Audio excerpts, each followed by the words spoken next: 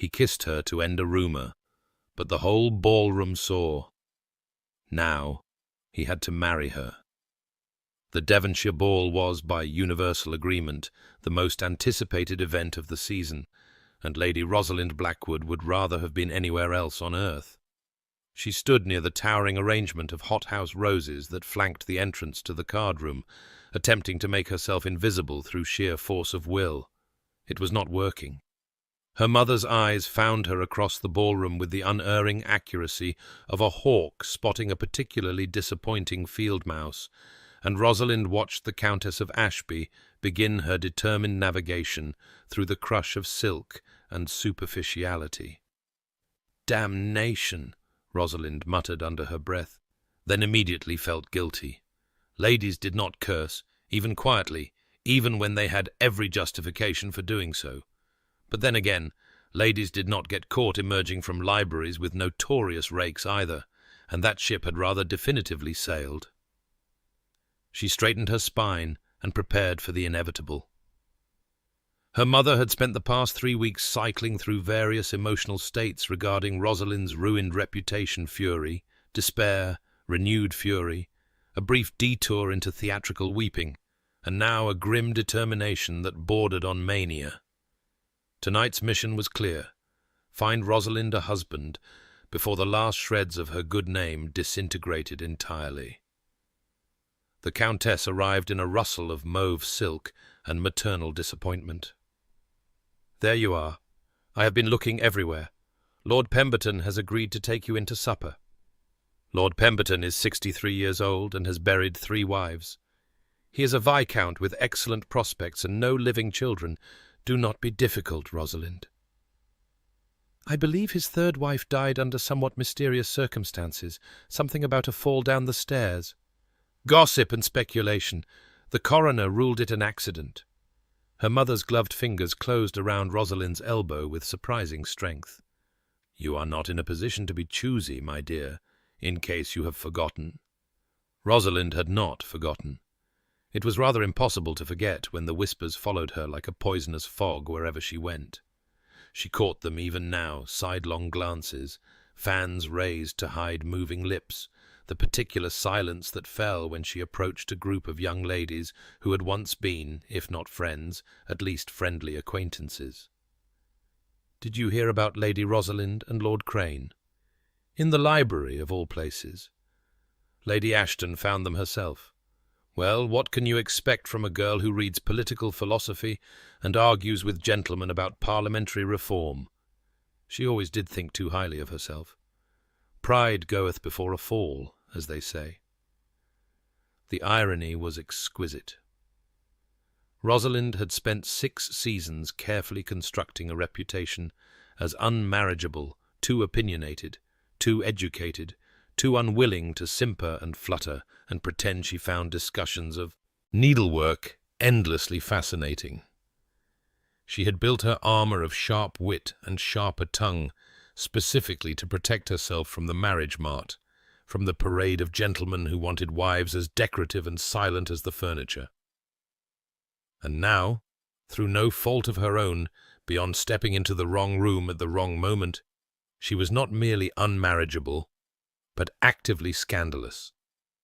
She had achieved what she thought: she wanted freedom from the expectation of marriage through the one means she would never have chosen. "Rosalind," her mother's voice carried a warning, "you will dance with Lord Pemberton. You will be charming and agreeable. You will not mention politics, literature, or any of your peculiar opinions about women's education. Is that understood?" "Perfectly, Mother." "And for heaven's sake, do something about your hair. It's coming down again." Rosalind reached up to touch the loose tendril that had escaped her carefully arranged coiffure. Her hair had never behaved properly: too thick, too wavy, too determinedly red in a family of elegant blondes. Her mother had tried everything over the years: pomades, pins by the 100, once a disastrous experiment with a crimping iron that had resulted in Rosalind looking like a frightened poodle for an entire fortnight. "I shall endeavour to keep it contained." "See that you do." The Countess released her elbow and surveyed the ballroom with a general's eye. "Lord Pemberton is by the refreshment table. Go to him, now." Rosalind went, though not to Lord Pemberton. Instead, she executed a complicated series of manoeuvres designed to suggest forward motion, while actually circling back toward the relative safety of the potted palms near the terrace doors. It was a technique she had perfected over 6 seasons of avoiding eligible gentlemen, and it worked beautifully right up until the moment she collided with something solid, warm, and exceedingly tall. "Oh!" She stumbled backward, and strong hands caught her shoulders to steady her. "I beg your pardon, I wasn't—" She looked up into a pair of grey eyes the colour of winter storms, set in a face that seemed to have been carved from particularly unforgiving marble. Sharp cheekbones, a strong jaw, dark hair touched with silver at the temples, and a mouth that looked as though it had never curved into a genuine smile in its entire existence. Sebastian Ashworth, the Marquis of Thornfield.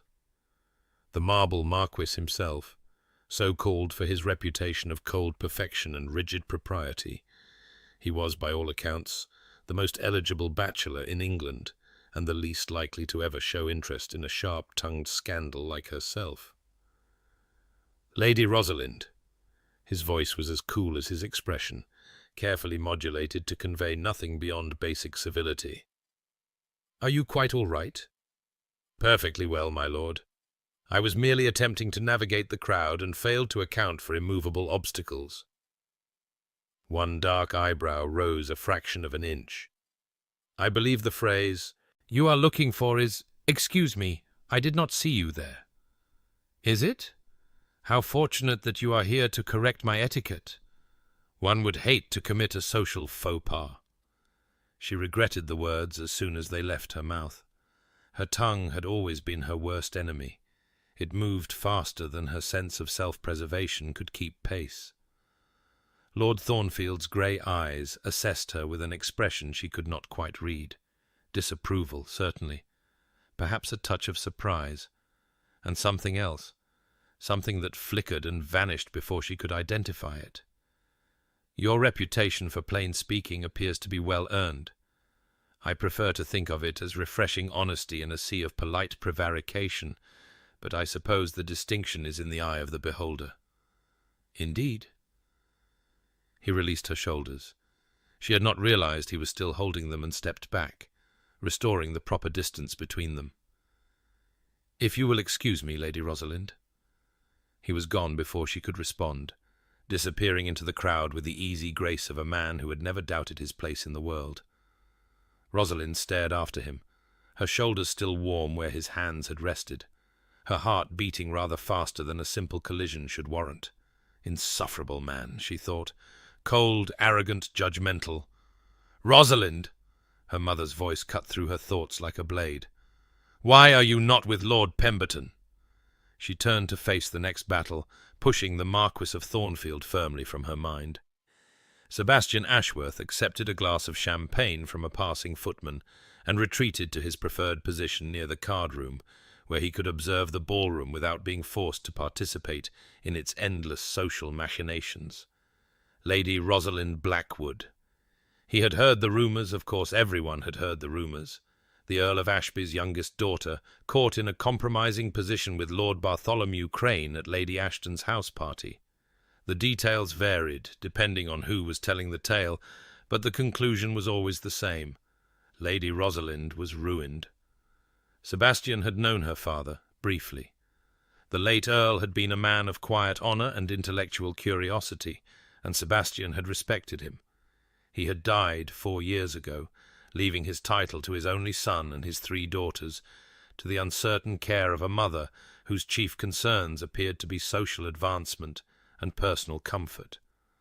The current situation was unfortunate. Sebastian had no particular opinion about Lady Rosalind herself. He had barely exchanged a dozen words with her before tonight, but he felt a vague sense of responsibility toward the Blackwood family that had nothing to do with any personal connection. It was simply what one did. Honour demanded that gentlemen protect ladies, even ladies with sharp tongues and sharper wit.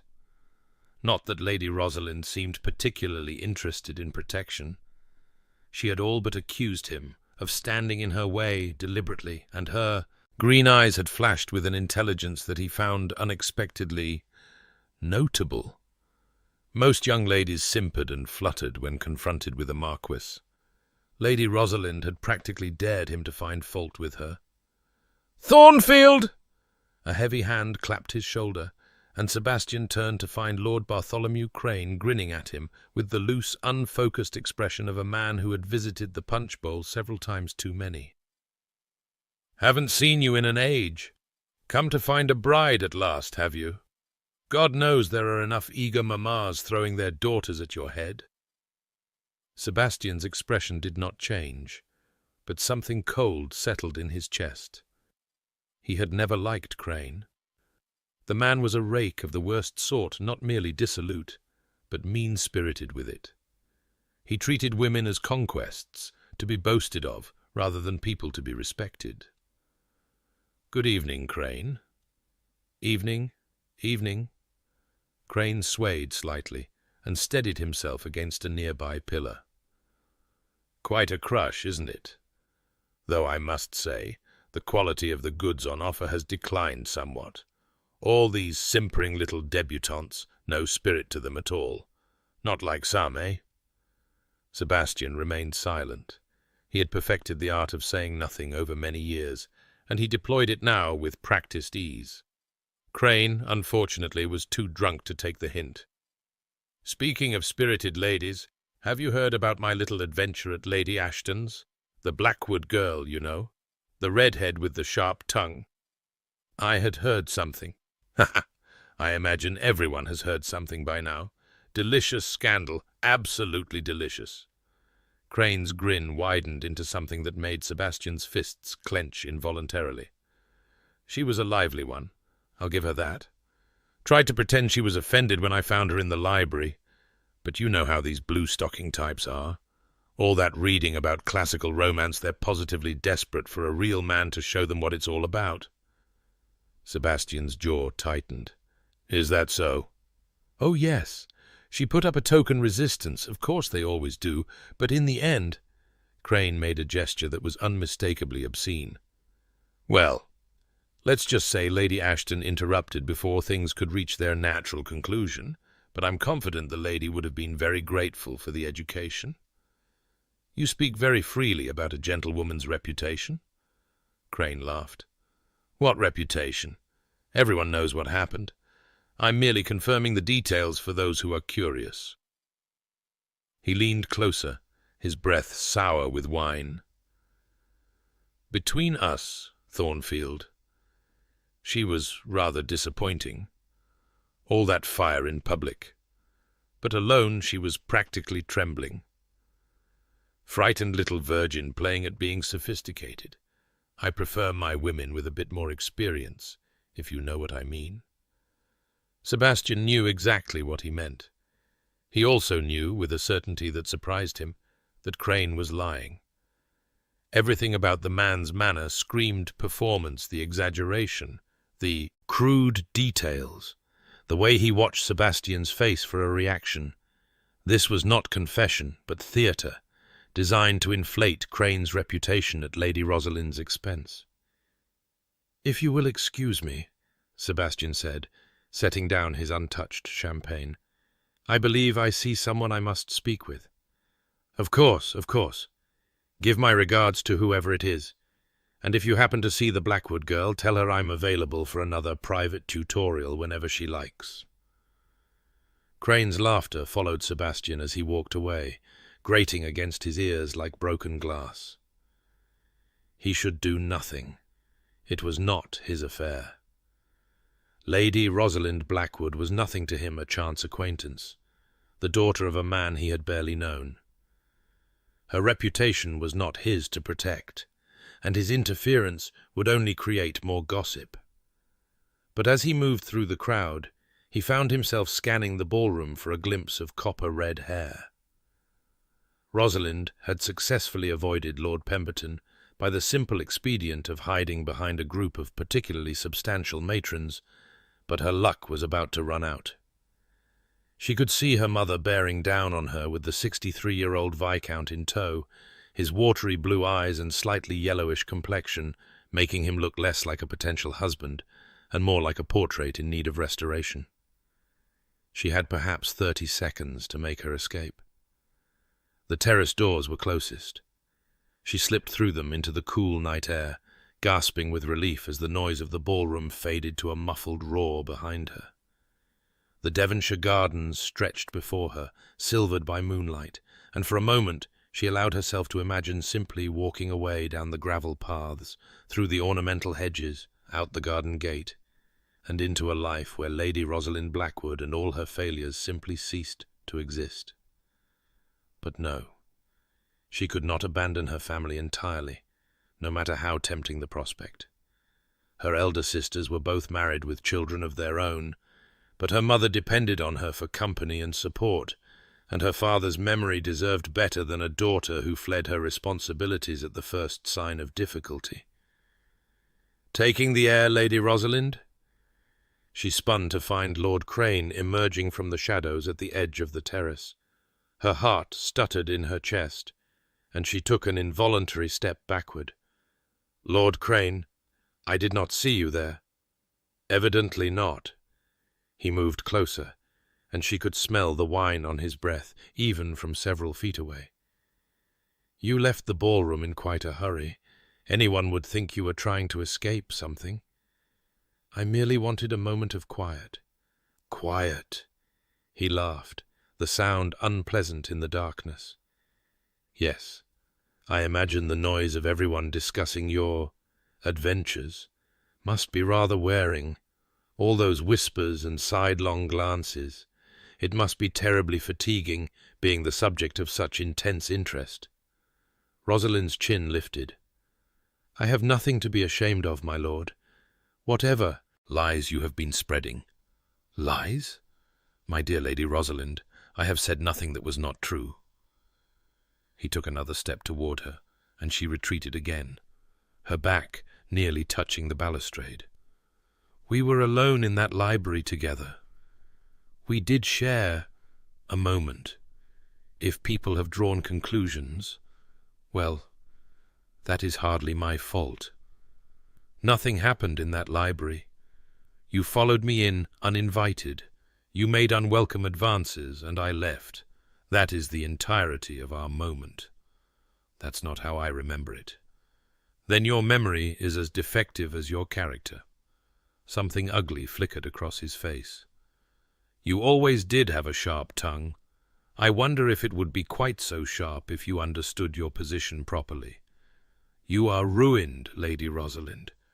No gentleman of any standing will offer for you now. Your only hope is to find someone willing to overlook your history in exchange for certain considerations. And I suppose you imagine yourself to be that someone?" "I could be." He was too close now, close enough that she could see the broken blood vessels in his eyes, the slight tremor in his hands. "I am not without influence. A word from me, suggesting that the rumors were exaggerated, that nothing of consequence actually occurred. It could go a long way toward restoring your reputation. And in exchange?" His smile made her stomach turn. "In exchange, you would show me the gratitude that such a service deserves. Nothing unreasonable, a private arrangement, discreet and mutually beneficial. You would not be the first lady of quality to reach such an understanding, and I assure you I can be quite generous." For a moment Rosalind was speechless.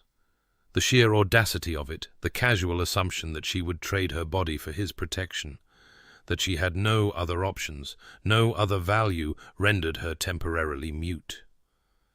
Then the rage hit. "You repulsive, loathsome, festering excuse for a gentleman!" Her voice shook, but not with fear.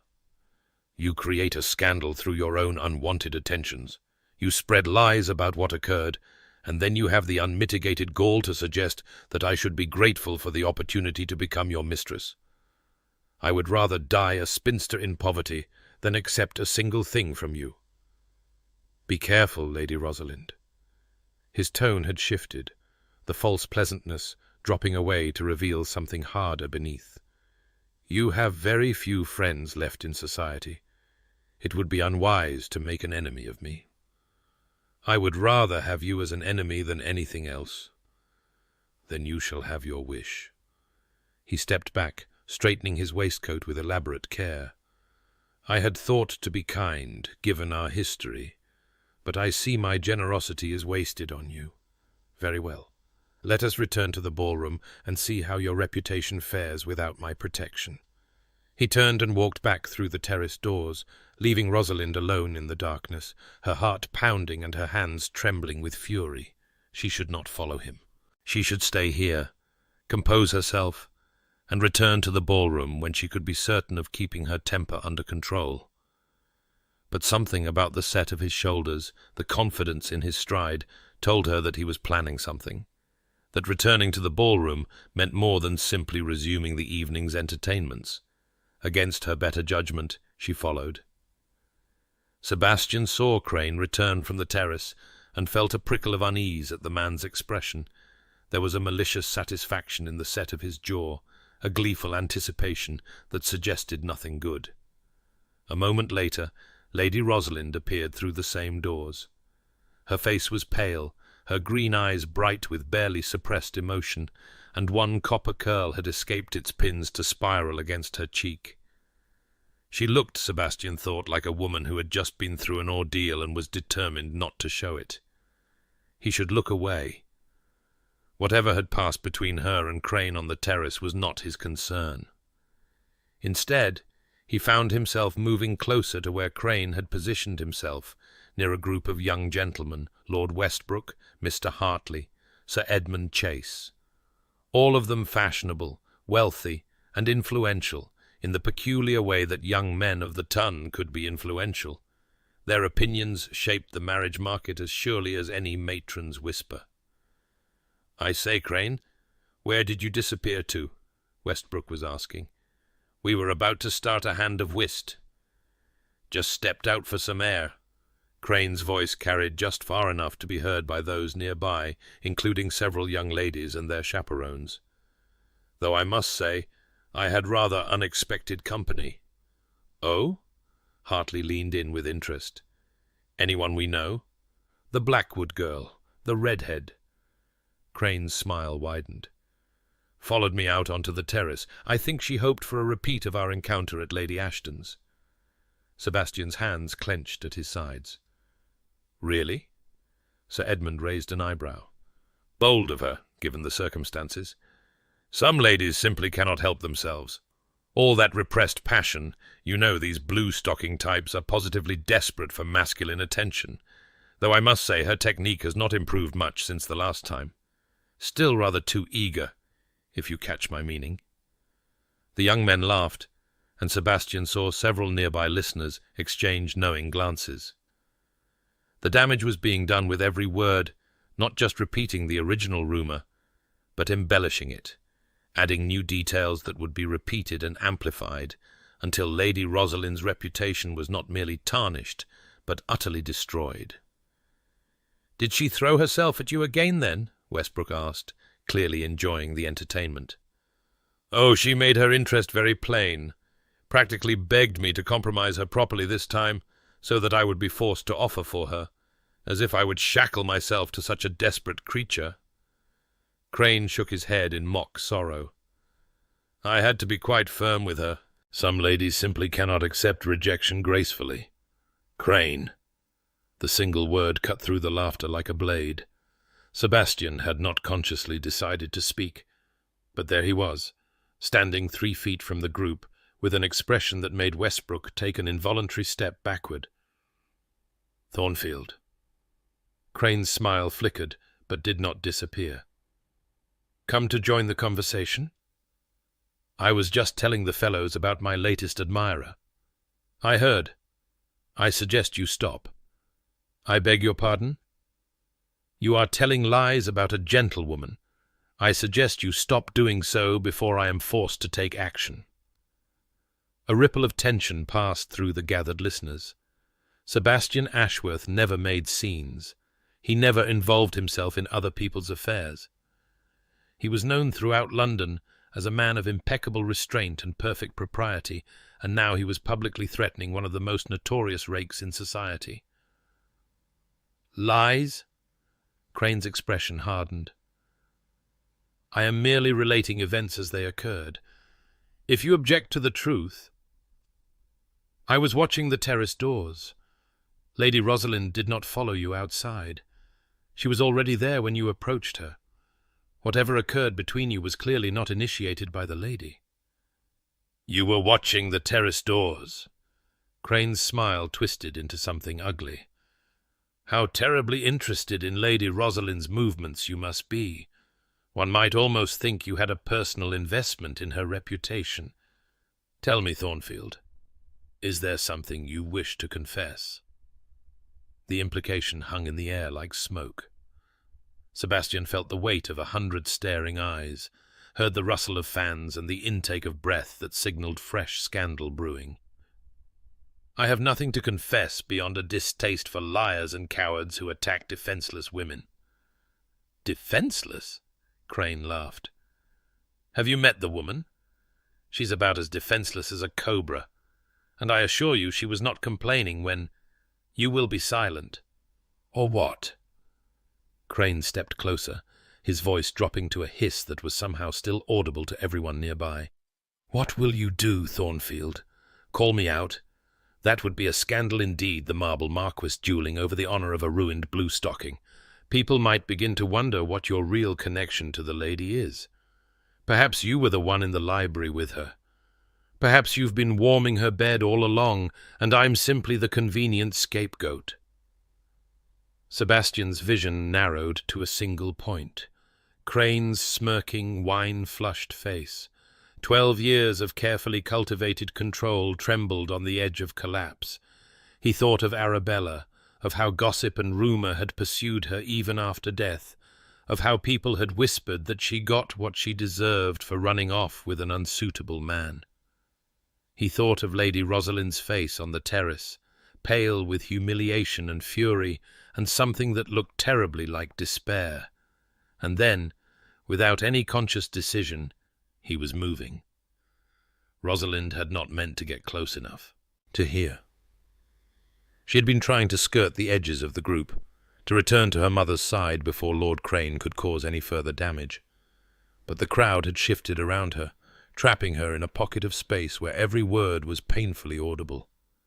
She heard Crane's lies about the terrace, his insinuations about her character, his casual destruction of whatever shreds of reputation she had left.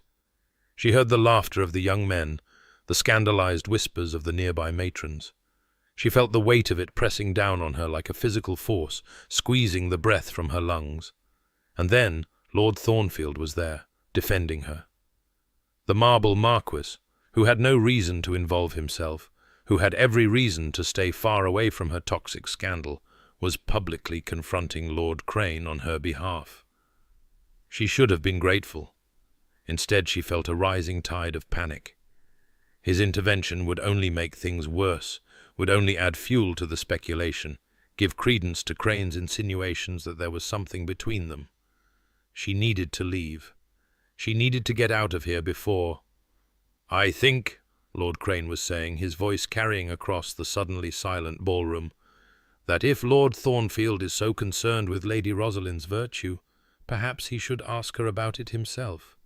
Here she is, after all, hovering nearby like the desperate creature she is. Tell me, Lady Rosalind, would you like me to kiss you again? I'm sure Lord Thornfield would enjoy watching. Every head turned toward her, every eye fixed on her face. She could feel the blood draining from her cheeks, could feel her carefully constructed armour crumbling around her. She had no witty response. She had no sharp retort.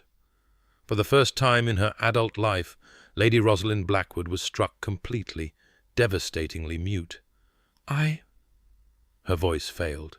She swallowed and tried again. You are a liar, Lord Crane. Nothing happened between us. Nothing has ever happened between us. You followed me into that library uninvited, and I left the moment I realized you were there." "That's not what I remember." "Then perhaps you should drink less. It seems to be affecting your memory." The retort was weak, thin, not at all up to her usual standards. She could see the pity in some faces, and the gleeful anticipation of more scandal in others. This was it, she realized. This was the moment when she became truly, irretrievably ruined, not by any action of her own, but by the words of a man who could not bear to be rejected. "Come now, Lady Rosalind." Crane took a step toward her, and she forced herself not to retreat. "There's no need for coyness. Everyone knows what happened. Everyone knows what you are. Why not simply admit it and save yourself the embarrassment of pretending to be something better?" "Because it would be a lie."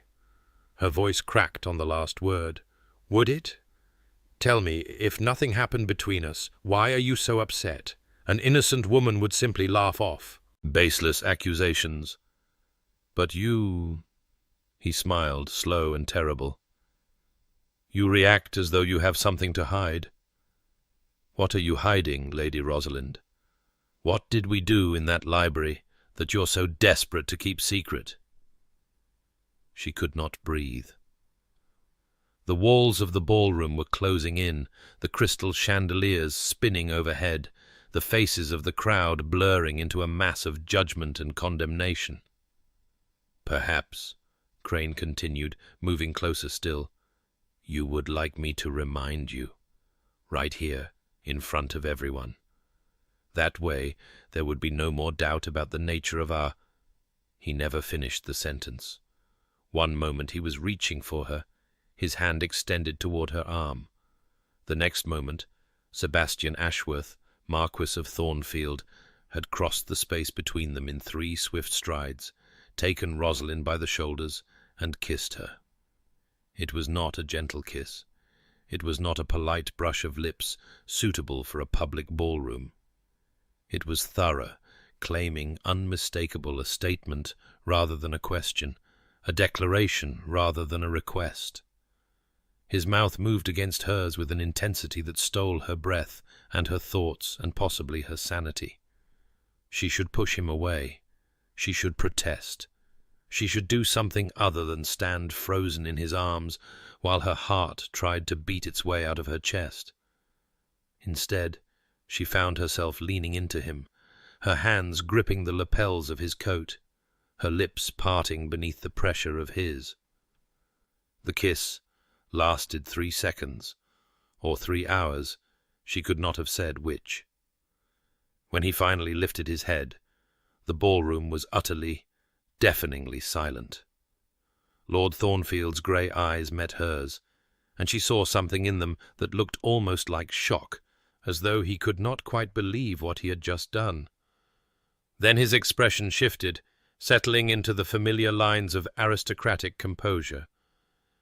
"It seems," he said, his voice pitched to carry across the frozen tableau of London's finest, "that I must announce my betrothal to Lady Rosalind. I hope you will all wish us very happy." The silence stretched for another eternal moment. Then the ballroom erupted. Rosalind barely heard the explosion of whispers, exclamations, and scandalized gasps that surrounded her. She was too busy staring at the man who had just commandeered her entire future, trying to understand what had possessed him to do something so utterly, catastrophically insane. "Lord Thornfield," she managed, "what have you done?" "I believe I have just become engaged to you, Lady Rosalind." "But why?" His expression did not change, but something flickered in those grey eyes, something that might have been regret or might have been determination. "Because it was the only way to silence Lord Crane's lies. Because your reputation required it. Because—" He paused, and for a moment his mask slipped. "Because I could not stand by and watch him destroy you." Before she could respond, her mother materialized at her elbow, her face cycling through, expressions so rapidly that Rosalind could not keep track of them. Shock, bewilderment, cautious hope, and finally a kind of triumphant satisfaction that made Rosalind's stomach turn. "Lord Thornfield, my daughter, this is most unexpected." "I apologize for the irregular manner of my proposal, Lady Ashby. I hope you will permit me to call upon Lord Ashby tomorrow morning to discuss the settlements properly." "Yes, Of course." The Countess was almost vibrating with barely contained excitement. "We would be honoured to receive you. Rosalind, say something to your betrothed."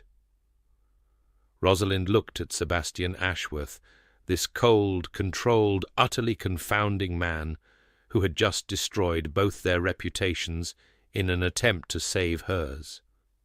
His face revealed nothing. His grey eyes were steady on hers, waiting for her response. What did one say to the stranger who had just kissed you senseless and announced your engagement to 300 of London's most influential gossips?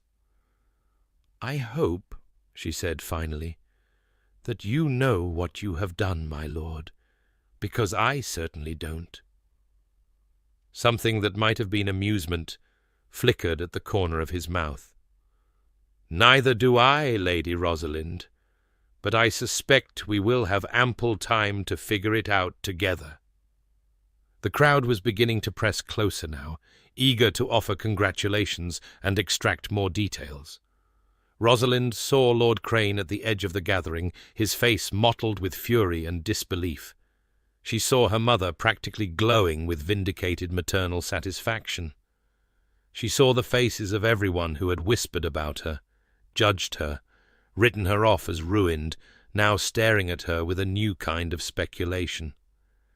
And she felt Lord Thornfield's hand close around hers, warm and steady, and utterly unexpected, as he drew her closer to his side. "Smile," he murmured, his voice pitched for her ears alone. "We are happy, remember? Are we? We must appear to be. The alternative is unthinkable." Rosalind looked up into his grey eyes, searching for some sign of what he was truly feeling. She found nothing but that marble composure, that impenetrable facade that had earned him his sobriquet. She had spent 6 years avoiding marriage. She had resigned herself to spinsterhood with something approaching relief. And now, because of one impulsive, incomprehensible kiss, she was engaged to the coldest man in London, a man who did not want her, who had acted from duty rather than desire, who would almost certainly regret this moment for the rest of his life. She should be devastated. She should be furious. Instead, she found herself remembering the feel of his mouth on hers, the strength of his arms around her, the way his kiss had made her forget everything except the taste of him. And she wondered with a flicker of something that felt dangerously like hope whether the marble marquis might not be quite as cold as he appeared. The morning after the Devonshire ball dawned grey and drizzling, as though the sky itself disapproved of the previous evening's events. Rosalind stood at her bedroom window, watching raindrops trace their paths down the glass, and tried to convince herself that everything would somehow be all right. It was not working. She had barely slept. Every time she closed her eyes, she felt the pressure of Lord Thornfield's mouth on hers, saw the flash of something unreadable in his grey eyes, heard his voice announcing their engagement to a ballroom full of London's most dedicated gossips. The memory should have been mortifying. Instead, it sent a peculiar warmth spreading through her chest that she could not quite explain. A knock at the door interrupted her thoughts. "Rosalind?" Her mother's voice carried the particular tone of barely contained excitement that had characterized her behavior since they returned home.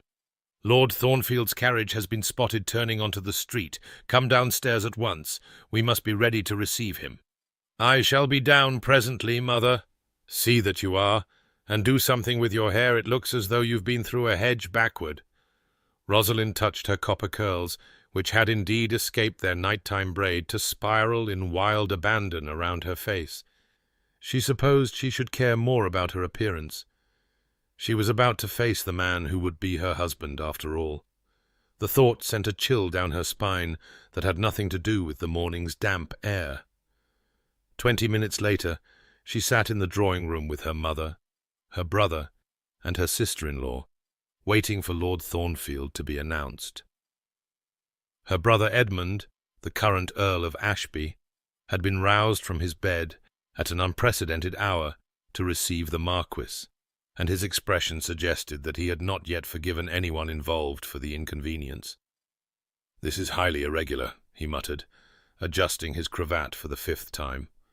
"A betrothal announced at a ball, without any prior discussion of settlements or family approval. What was the man thinking?" "He was thinking of saving your sister's reputation," their mother said sharply, "which is more than you have managed to do in the 3 weeks since the rumours began." Edmund flushed. "That is hardly fair. The situation with Crane was handled disastrously by everyone except Lord Thornfield," the Countess interrupted. "Whatever his reasons, he has offered Rosalind the protection of his name and his consequence. We should be grateful." "Should we?" Rosalind spoke for the first time, her voice quiet. "We know nothing about him, Mother. Nothing about why he did what he did, or what he expects from this marriage. For all we know, he could be a marquis with 40,000 a year and one of the finest estates in England," her mother cut in. "Whatever else he might be, those facts remain constant. You are in no position to be particular, Rosalind." Before Rosalind could respond, the butler appeared in the doorway. "The Marquis of Thornfield, my lady." And there he was, tall, dark, impeccably dressed, in a coat of deep blue superfine that emphasized the breadth of his shoulders and the cool grey of his eyes. He looked exactly as he had the night before, minus the momentary loss of control that had led him to kiss her senseless in front of 300 witnesses. The marble Marquis was firmly back in place. "Lord Ashby, Lady Ashby." He bowed with precise formality. "Lady Edmund, Lady Rosalind." His gaze lingered on her face for a fraction of a second longer than strictly necessary. "Thank you for receiving me. Lord Thornfield." Edmund rose and extended his hand. "I understand we have much to discuss." "Indeed. I apologize for the irregular nature of last evening's announcement. I hope to rectify that irregularity by conducting the rest of our negotiations in the proper manner." "Negotiations?" Rosalind's voice was flat. "How romantic." Lord Thornfield's eyes met hers, and she saw something flicker in their grey depths, surprise, perhaps, or irritation. "I believe romance is best left for novels, Lady Rosalind. In the real world, marriage is a practical matter requiring practical discussion. How fortunate that you have arrived to educate me on the realities of the situation. I had been labouring under the misapprehension that I might have some say in my own future." "Rosalind," her mother's voice carried a warning. "No, let her speak." Lord Thornfield's tone was mild, but there was steel beneath it. "I suspect Lady Rosalind and I will need to reach an understanding before we proceed. Perhaps a private conversation would be in order." Edmund frowned. "That would be highly appropriate, given our engagement." Lord Thornfield's grey eyes never left Rosalind's face. "We are to be married, Lord Ashby. Surely you can permit us a few moments of chaperoned privacy to discuss the arrangement." There was a brief, charged silence. Then Edmund nodded reluctantly. "Very well. You may use the small parlour across the hall, but Lady Ashby will remain within earshot." "Of course." Rosalind found herself being escorted across the hall by the man who had upended her entire existence, his hand at the small of her back, sending inappropriate shivers down her spine. The small parlour was cold and slightly musty, having been little used since her father's death, but at least it offered the illusion of privacy. Lord Thornfield closed the door until it stood only slightly ajar, then turned to face her. "Lady Rosalind, I believe we should speak plainly." "By all means. Plainness is rather my specialty, as you may have noticed." I had noticed, yes. His expression did not change, but something in his tone suggested that he found her directness less objectionable than his words implied. "Very well. I shall be plain. I did not plan what happened last night. I acted on impulse, something I have not done in many years, and I regret the irregular manner in which our engagement was announced." "You regret it?" "The manner of announcement, not the engagement itself." He paused, seeming to choose his next words with care. "Lord Crane was destroying your reputation with his lies. I could not stand by and watch, but I should have found a less dramatic way to intervene." Rosalind studied his face, searching for any crack in that marble facade. "Why did you intervene at all? You barely know me. We have exchanged perhaps a dozen words in our lives before last night. Why should my reputation matter to you?" For a long moment he did not answer. Then he said quietly, "I knew your father." "You knew my father?" "Briefly. We served together on a parliamentary committee some years ago, before his health declined. He was a good man, honourable, principled, genuinely concerned with doing what was right rather than what was expedient." Lord Thornfield's grey eyes met hers. "I could not watch his daughter be destroyed by a snake like Crane. It would have been a betrayal of everything your father represented." It was not the answer she had expected.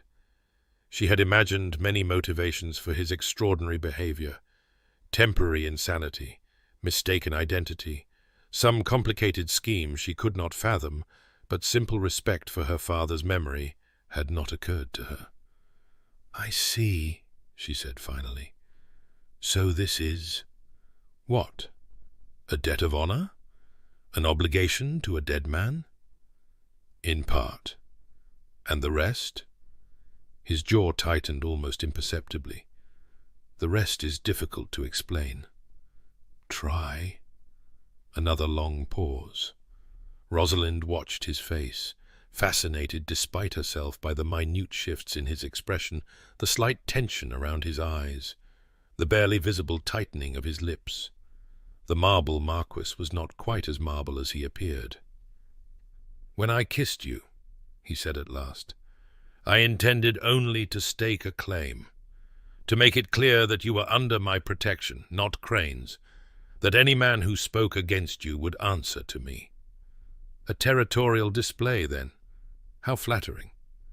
But when I actually kissed you—" He stopped, started again. "It was not what I expected." Rosalind's heart was beating too fast. "What did you expect?" "A performance, a necessary fiction.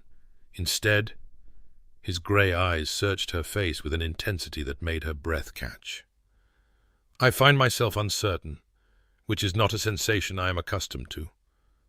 "Uncertainty? About anything?" He turned away, moving to the window where rain still streaked the glass.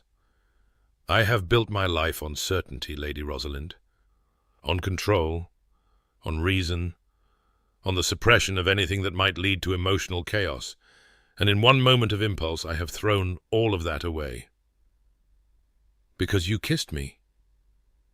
"Because I cannot stop thinking about kissing you." The admission seemed to cost him something. "Which is entirely beside the point. What matters now is how we proceed." Rosalind's mind was reeling, but she forced herself to focus on the practical. Whatever he felt, whatever she might be beginning to feel, the reality of their situation remained unchanged. "How do you propose we proceed?" He turned back to face her, his expression once again composed. "I am suggesting a marriage of convenience, a practical arrangement with clear boundaries. In public, we will present a united front. In private, we will maintain separate lives as much as possible. I will not interfere with your pursuits, and you will not interfere with mine." "How very generous." "I am trying to be fair, Lady Rosalind. You did not ask to be thrust into this situation, and neither did I. The least we can do is make it tolerable for both parties." "Tolerable?" She tasted the word like something bitter. "That is your ambition for our marriage? Tolerability? What would you prefer? A love match?" His voice carried an edge of something that might have been mockery, or might have been pain. "I am not capable of that, Lady Rosalind. I thought you should know before we proceed." "Not capable, or not willing? Does it matter? The outcome is the same." He straightened his already immaculate cuffs, a gesture that she was beginning to recognize as a nervous habit. "I am offering you my name, my protection, and complete freedom within the bounds of our arrangement. In return, I ask only for discretion and a public performance of marital harmony. That is more than most marriages of the tongue can claim." He was right. She knew he was right. Most society marriages were far worse than what he was proposing. Cold arrangements punctuated by affairs, separate lives maintained behind facades of respectability, children raised by nurses while their parents pursued pleasure elsewhere. What Lord Thornfield offered was at least honest, but something in her rebelled against the calculation of it. Some foolish romantic part of her, that she had thought long dead, wanted more than tolerance and boundaries and practical arrangements. "Very well," she heard herself say, "I accept your terms." Something flickered across his face. Relief, perhaps, or disappointment. She could not tell. "Then we are agreed. I shall speak with your brother about the settlements this afternoon. The wedding will take place in 3 weeks, to give the gossip time to die down." 3 weeks. It seemed impossibly soon. "Is there anything else?" "Only this." He moved toward her, close enough that she could smell his cologne, something subtle and masculine that made her think of winter forests. "Whatever happens between us privately, whatever walls we maintain, I will never publicly shame you. I will never give the gossip's ammunition to use against you. You will have the full protection of my name and my consequence, and anyone who speaks against you will answer to me. That is my promise." Rosalind looked up into his grey eyes, searching for deceit, and finding only a cold, steady sincerity that was somehow more affecting than any passionate declaration could have been. "Thank you," she said quietly. "That means a great deal." He nodded once, sharply, then stepped back. "I shall return this." "Afternoon to speak with Lord Ashby. Until then, Lady Rosalind." He was gone before she could respond, leaving her alone in the cold parlour with her thoughts in chaos and his scent still lingering in the air. The weeks between the announcement and the wedding passed in a blur of activity that left Rosalind little time for reflection. There were settlements to be negotiated, trousseaux to be assembled, invitations to be sent, and an endless parade of curious well-wishers to be received, most of them transparently eager for gossip, rather than genuinely interested in her happiness. Through it all, Lord Thornfield Sebastian, as she was now expected to call him, though the intimacy felt forced, maintained a perfect facade of devoted attention. He called every afternoon, escorted her to required social events, and treated her in public with precisely the right degree of warmth and possessiveness to silence any lingering speculation about the nature of their engagement. In private he was courteous, distant, and utterly unreadable. Rosalind told herself she preferred it that way. The arrangement was clear, the boundaries well defined, the expectations realistic. She would be a marchioness, mistress of a great estate, freed from her mother's criticism and society's condemnation. It was more than she had ever expected to achieve. If she sometimes caught herself watching Sebastian's face for cracks in his armour, hoping for some sign of the man who had kissed her with such unexpected passion, well, That was merely curiosity, nothing more. The first real breach in his defences came 10 days before the wedding, when Sebastian announced that he wished to introduce her to his grandmother. The Dowager Marchioness lives at the Dower House on the Thornfield estate, he explained during one of their afternoon drives through Hyde Park. She is elderly and does not often come to London, but she has expressed a strong desire to meet my future wife. Your grandmother. Rosalind tried to imagine what sort of woman had produced the marble marquis. Is she very fearsome? She is. He paused, and Rosalind saw something shift in his expression, a softening that she had never witnessed before. She is the finest woman I have ever known. I think you will like her. You sound surprised. I am. I do not often think people will like each other. He guided the horses around a slower carriage with easy competence. In this case, however, I believe there may be a compatibility of temperament. You mean we are both sharp-tongued and difficult? The corner of his mouth twitched. I mean you are both intelligent, direct, and unimpressed by social pretension. My grandmother has never suffered fools gladly, and neither, I suspect, do you. It was, Rosalind realized, the closest thing to a compliment he had ever paid her. They departed for Thornfield Park the following morning, travelling in Sebastian's well-sprung carriage with her maid and his valet as chaperones. The journey took most of the day, and Rosalind found herself gradually relaxing as London fell away behind them. The countryside was beautiful rolling hills, ancient forests, and neat little villages that looked like illustrations from a storybook. Sebastian pointed out landmarks as they passed, offering brief histories of the estates they could see from the road, and Rosalind found herself genuinely interested in spite of herself. You know a great deal about the area, she observed. I grew up here. Thornfield Park has been in my family for 12 generations. He gazed out the window at a particularly picturesque view. I spent every summer here as a child, learning to ride and fish and manage the tenant farms. My father believed that a marquis should understand the land he would one day inherit. And did you? Understand it, I mean? I tried. I am still trying. He turned back to face her, and for a moment his guard seemed to lower. There is always more to learn, more people to care for, more responsibilities to shoulder, more ways to fail the people who depend on you. That sounds exhausting. It is. But it is also, he searched for the word, meaningful. There are 300 families who work my lands, live in my cottages, depend on my decisions for their livelihoods. Their children go to the school I built, worship in the church I maintain, receive care from the physician I employ. What I do matters to them in ways that nothing I could ever do in London matters to anyone. Rosalind studied his face, seeing something she had not expected, passion. Beneath the marble exterior, Sebastian Ashworth genuinely cared about his responsibilities. He was not merely performing the role of marquis. He was trying, desperately, to do it well. You surprise me, she said quietly. Do I? How so?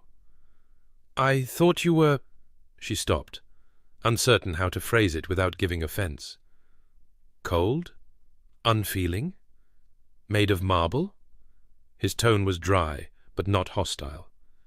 Yes, I am aware of my reputation. It is not entirely undeserved. But it is not entirely accurate either. He did not respond immediately. When he did, his voice was carefully neutral. Perhaps not. But the parts of me that feel are not for public consumption. They are dangerous. Dangerous? Caring too much leads to loss. Loss leads to pain. Pain leads to destruction. He spoke as though reciting a formula he had memorized long ago.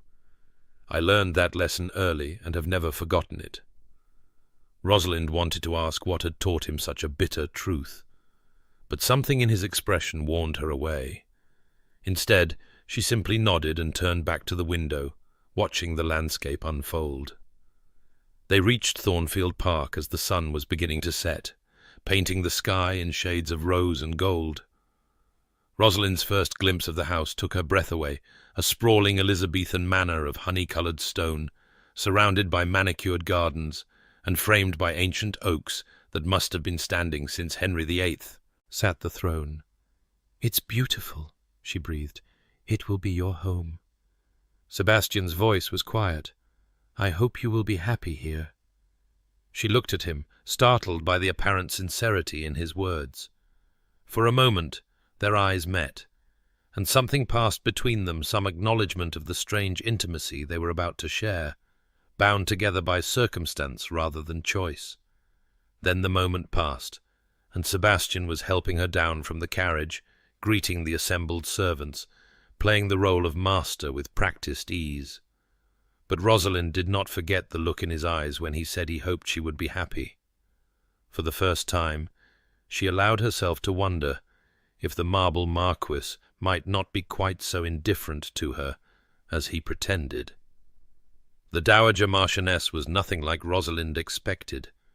Where she had imagined a formidable, forbidding grande dame, she found instead a tiny, bright-eyed woman of perhaps 80 years, wrapped in shawls despite the warmth of the fire, with silver hair piled atop her head, and a mischievous smile that made her look decades younger. "So, you are the girl who finally caught my grandson," she said, looking Rosalind up and down with frank assessment. "I must say, you are not what I anticipated." "No, grandmother, I imagine she is not." Sebastian's voice carried the first genuine warmth Rosalind had ever heard from him.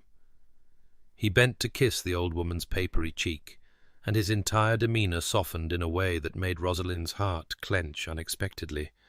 "Lady Rosalind, may I present my grandmother, Henrietta Ashworth, Dowager Marchioness of Thornfield. Grandmother, my betrothed, Lady Rosalind Blackwood." "Sit, sit." The Dowager waved Rosalind toward a chair near the fire. "Let me look at you properly. Sebastian, stop hovering. Go find something useful to do while I interrogate your future wife." "I am not certain that is wise. I am 83 years old, and have been managing this family since before you were born. I am entirely capable of conducting a private conversation without supervision." The Dowager fixed her grandson with a look that brooked no argument. "Out! I shall ring when we are finished." Sebastian hesitated, glancing at Rosalind with something that might have been concern. She gave him what she hoped was a reassuring nod, and he departed reluctantly, leaving her alone with the formidable little woman by the fire. "Now then," the Dowager leaned forward, her bright eyes shrewd. "Tell me the truth. Do you love him?" Rosalind blinked, startled by the directness. We have only known each other a few weeks, my lady. Love seems a rather strong word under the circumstances." An honest answer, at least. Most girls in your position would claim undying devotion and bore me to tears with raptures about his handsomeness and consequence." The Dowager sat back in her chair, studying Rosalind with unsettling intensity. "You are aware that he kissed you in the middle of the Devonshire ball, in front of half of London, specifically to save your reputation?" "I am aware, though I confess I do not entirely understand why. Neither does he, I suspect. Sebastian has not done an impulsive thing in 12 years. The Dowager's expression grew thoughtful. "Not since Arabella." The name hung in the air like a ghost. Rosalind remembered Sebastian mentioning a sister in passing, but she had not pressed for details. "His sister, his younger sister, my granddaughter." The Dowager's voice softened with old grief. "She was everything Sebastian is not: passionate, impulsive, ruled by her heart rather than her head. He adored her. When she eloped with an unsuitable man against all advice, Sebastian blamed himself for not stopping her. When the marriage ended badly and she— The old woman paused, composing herself. When we lost her, something in Sebastian froze solid. He mentioned that caring too much was dangerous, Rosalind said quietly. Did he? That sounds like him. He has convinced himself that feeling leads to destruction, that the only safe course is to seal his heart away where nothing can touch it. The dowager reached out and took Rosalind's hand in her own, her grip surprisingly strong. But he kissed you, my dear, in public, without thought for consequence or propriety. Do you understand what that means? It means he was trying to help me. It means something reached him. Something broke through that wall he has spent 12 years building. The dowager's eyes were bright with unshed tears. I have prayed for this. I have watched my grandson turn himself to stone, and I have prayed that someone would find a way to reach him before it was too late. My lady, I am not certain I am the right person for that task. Lord Thornfield has made it very clear that ours is to be a marriage of convenience. Convenient for whom? Not for him, I assure you. A man does not kiss a woman like that because it is convenient. The dowager squeezed her hand. He is afraid, Lady Rosalind, terrified. He loved his sister with his whole heart, and losing her nearly destroyed him. He believes that the safest course is never to love again. But safety and happiness are not the same thing. Rosalind did not know what to say. The picture the dowager painted was so different from the cold, controlled man she had come to know, and yet it explained so much.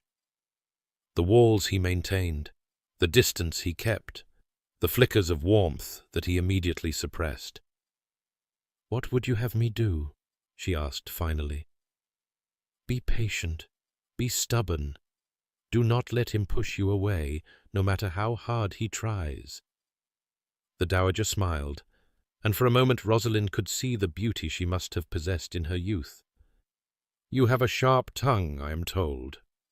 Good. Sebastian respects intelligence and despises simpering. Do not let him turn you into the convenient wife he thinks he wants. Make him see you. Make him feel. And if he refuses, then you will have a comfortable life as Marchioness and a husband who respects you, which is more than many women achieve." The dowager released her hand and sat back. "But I do not think he will refuse. Not entirely. There is fire in him still, Lady Rosalind. It merely needs the right spark to ignite it." Before Rosalind could respond, the door opened and Sebastian appeared, his expression hovering between anxiety and annoyance. "I believe I told you to ring when you were finished," he said to his grandmother. "I was about to. Your timing is merely impeccable, as always." The dowager waved a dismissive hand. "Take your bride-to-be away and show her the gardens. The roses should still be blooming." Sebastian looked between them, clearly trying to assess the damage. "Is everything—" "Everything is perfectly fine. Lady Rosalind and I have reached an understanding." The old woman fixed Rosalind with one final, meaningful look. "Remember what I said, my dear. Patience and stubbornness." "Yes, my lady. I shall remember." The gardens of Thornfield Park were extensive, encompassing formal parterre, informal woodland walks, and a rose garden that even in late autumn blazed with colour. Sebastian led Rosalind through them at a measured pace, pointing out features with the same proprietary knowledge he had shown during their drive through the countryside. But Rosalind's mind was elsewhere, turning over the dowager's words like stones in a stream. She found herself watching Sebastian differently now, seeing not the marble facade but the wounds beneath it, the way he held himself slightly apart, even when they walked side by side, the tiny hesitations before he spoke, as though checking each word for dangerous emotion, the shadows in his grey eyes when he thought she was not looking. "You are very quiet," he observed. "Should I be concerned about what my grandmother said to you?" "She told me about your sister." Sebastian's stride faltered almost imperceptibly. When he spoke, his voice was carefully neutral. "Did she?" "She said that losing Arabella changed you, that you have been frozen ever since." For a long moment he did not respond. They walked in silence through an archway of climbing roses, their petals scattering in the autumn breeze. "My grandmother has always believed that the solution to every problem is to discuss it at length," he said finally. "I have never shared that conviction. Sebastian, I do not wish to speak of Arabella." His voice was sharp, then softened with visible effort. "Not because I am angry with you, because I cannot.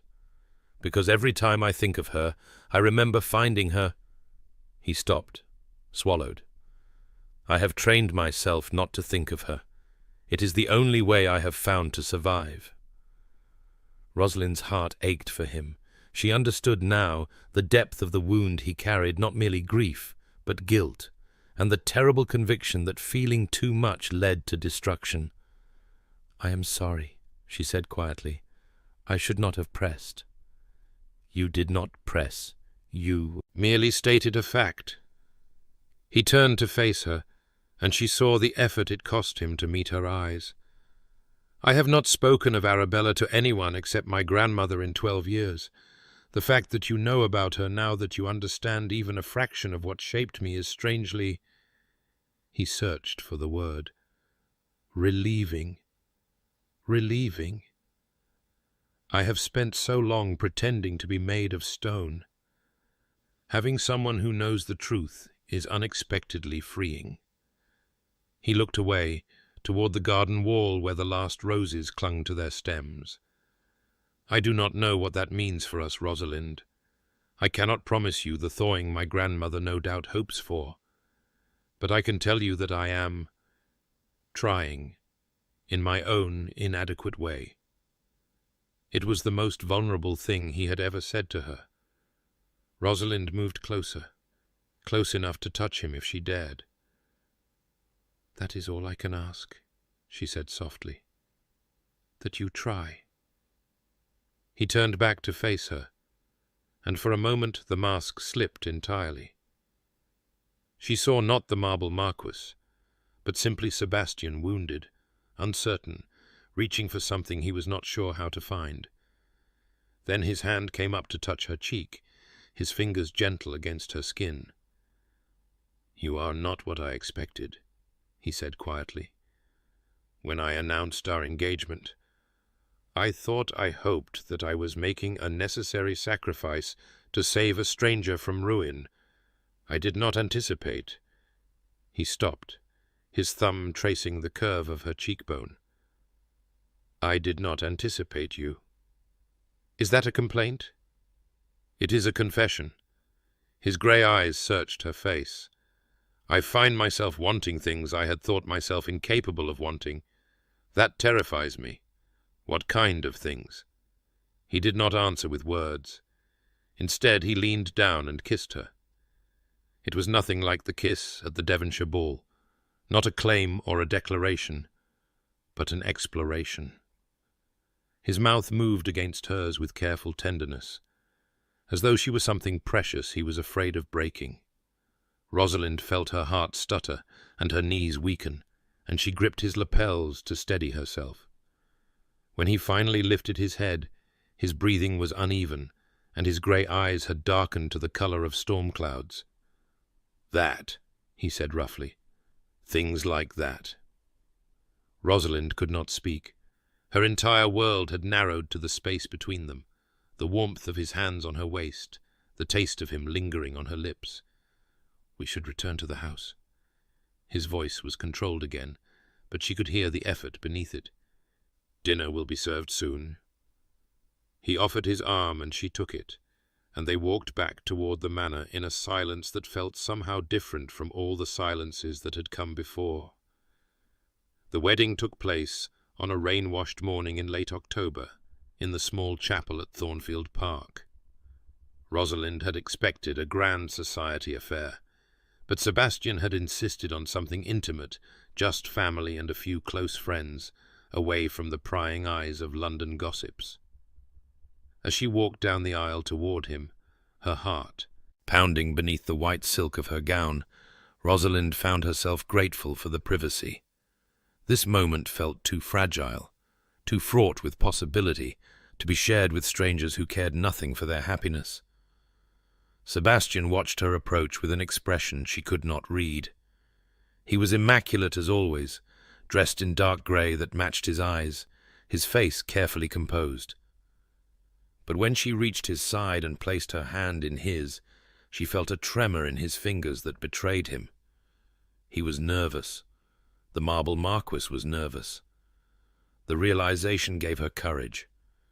She squeezed his hand gently, and saw something flicker in his eyes, surprise, and then gratitude, and then something warmer that he quickly suppressed.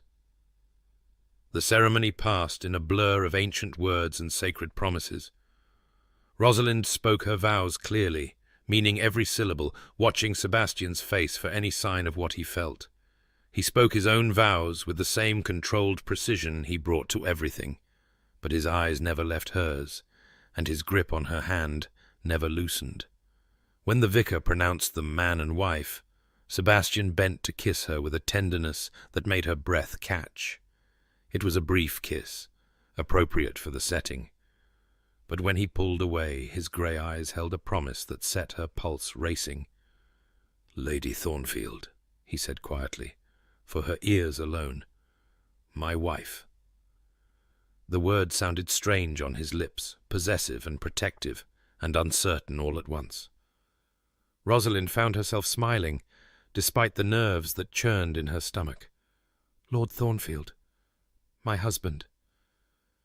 Something shifted in his expression, a softening, a crack in the marble. He raised her hand to his lips and kissed it, and for a moment she let herself believe that everything would be all right. The wedding breakfast was a subdued affair, as befitted the intimate gathering. The dowager presided over the table with queenly grace, trading barbed remarks with Sebastian's distant cousin Marcus, and charming Rosalind's reluctant brother into something approaching goodwill. Rosalind's mother had been left behind in London, ostensibly to oversee the preparations for the newlyweds' eventual return to town, and the absence was conspicuously peaceful. But Rosalind could not fully relax. As the meal progressed and the hour of departure for her wedding night approached, her nerves wound tighter and tighter. She knew what was expected of her. She was not naive, but the thought of that intimacy with Sebastian, who still felt like a stranger in so many ways, filled her with a complicated mixture of anticipation and terror. She caught Sebastian watching her several times, his grey eyes thoughtful. She wondered what he was thinking, whether he felt any of the same uncertainty that plagued her. Probably not. Men were supposed to be confident about these things. Men were supposed to know what they were doing. When the breakfast finally concluded and the guests departed for their own quarters, Sebastian escorted her upstairs in charged silence. They paused outside the door to the Marchioness's chambers, and Rosalind's heart beat so loudly she was certain he could hear it. "I will give you time to prepare," he said quietly.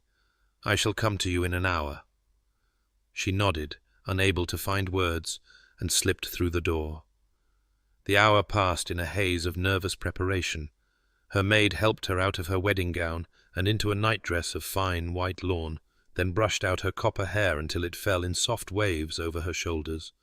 Rosalind stared at her reflection in the mirror and barely recognized the woman who looked back at her. Lady Thornfield, Marchioness, wife. She was still staring when the knock came. Sebastian entered slowly, giving her time to object. He had changed into a dressing gown of deep blue silk, and his dark hair was slightly disordered in a way that made him look younger, less controlled. Rosalind. Her name sounded different on his lips than it ever had before, intimate, weighted with meaning. "May I come in?" "You are my husband," You do not need permission. Nevertheless, I am asking." She nodded, and he crossed the room to stand before her. For a long moment they simply looked at each other, and Rosalind saw her own uncertainty reflected in his grey eyes. "I want you to know," he said quietly, "that I will not force anything you do not freely give. If you wish to wait, if you need more time—" "I do not wish to wait." His eyes darkened. "You are certain?" "I am terrified," she admitted, "but I am certain." He reached out to touch her face, his fingers gentle against her cheek. "Then we shall be terrified together." What followed was not what she expected. She had braced herself for perfunctory duty, for cold efficiency, for the completion of a contractual obligation. Instead, Sebastian was tender, patient, almost reverent. He treated her body like something precious, murmuring reassurances against her skin, moving slowly enough that she could grow accustomed to each new sensation before he asked for more. When it was over, when she lay breathless and overwhelmed in his arms, she felt him press a kiss to her hair. "Are you all right?" he asked quietly. "I think so." "Yes." She turned her face to look at him, and found his grey eyes watching her with an intensity that made her breath catch. "That was not what I expected." "What did you expect?" "I don't know. Something colder, more efficient." He was silent for a moment. Then, "I find that I cannot be cold with you. I have tried. It does not seem to work." Before she could respond, he was rising from the bed, reaching for his dressing gown. "I should return to my own chambers. You will want to rest." "You're leaving?" "It is customary for husband and wife to maintain separate quarters." His voice was controlled again, distant. "As we discussed." "I see." Rosalind pulled the covers up around herself, suddenly cold. "Very well." He paused at the door, and she saw something flicker across his face, regret perhaps, or longing, but he did not turn back. "Good night, Lady Thornfield." "Good night, my lord." The door closed behind him with a soft click, and Rosalind was left alone in the darkness, her body still warm from his touch, and her heart aching with confused emotion. The weeks that followed their wedding settled into a pattern that Rosalind found increasingly difficult to bear. In public, Sebastian was everything a devoted husband should be. He escorted her to events, introduced her to the important families of the county, supported her efforts to take up her duties as mistress of Thornfield Park. He deferred to her judgment on household matters, praised her intelligence to anyone who would listen, and looked at her across crowded rooms with an expression that set tongues wagging about the love match of the season. In private he was courteous, considerate, and utterly remote. He came to her bed twice more in the first fortnight, performing his husbandly duties with the same devastating tenderness that had marked their wedding night. But he never stayed afterward, never allowed the physical intimacy to extend into emotional vulnerability. As soon as the act was complete, he retreated to his own chambers, leaving Rosalind to puzzle over the contradiction between his passion and his distance. She tried to reach him. She sought him out in his study, suggesting they take meals together, proposing afternoon walks in the gardens he seemed to love. Sometimes he agreed, and they would spend an hour or two in companionable conversation that gave her hope. But inevitably, he would retreat again, the walls rebuilding around him whenever she got too close. It was maddening, and it was breaking her heart in ways she had not anticipated. Because, somewhere in the midst of all the uncertainty, Rosalind had done the one thing she had sworn not to do. She had fallen in love with her husband. She loved his rare, startled laughs, drawn from him against his will by her sharp observations. She loved the way he listened when she spoke, as though her thoughts actually mattered. She loved his devotion to his tenants, his tenderness with his grandmother, the flickers of warmth that escaped through the cracks in his armor.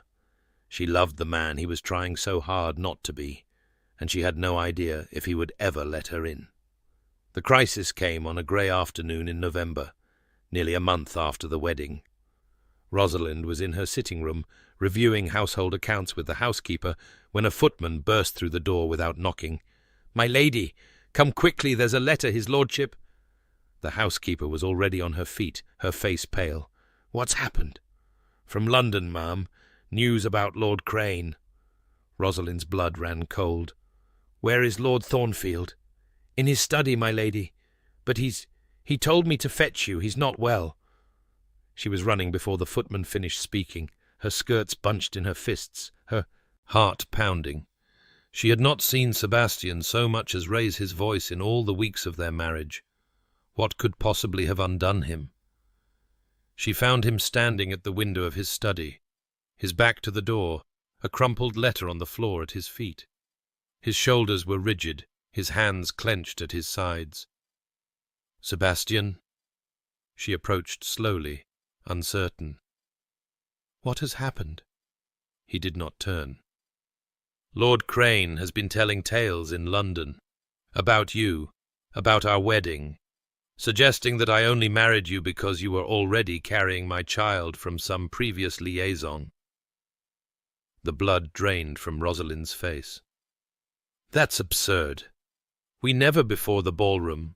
We had barely exchanged a dozen words." "I know. But Crane does not care about truth. He cares about revenge." Sebastian's voice was tight with controlled fury. "He has apparently decided that since he could not have you himself, he will destroy you by any means necessary." "What do the gossips say?"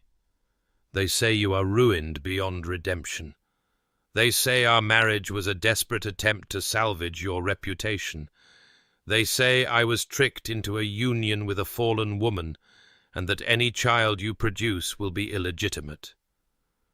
Rosalind sank into the nearest chair, her legs unable to support her. After everything, after all they had been through, Crane was still pursuing her, still determined to bring her down. "What do we do?" Sebastian finally turned to face her, and she recoiled from the expression in his eyes. Cold, deadly, more marble than she had ever seen him. "We do nothing. I will handle Crane." "What do you mean, you will handle him?" "I mean I will challenge him to a duel and put a bullet through his lying throat."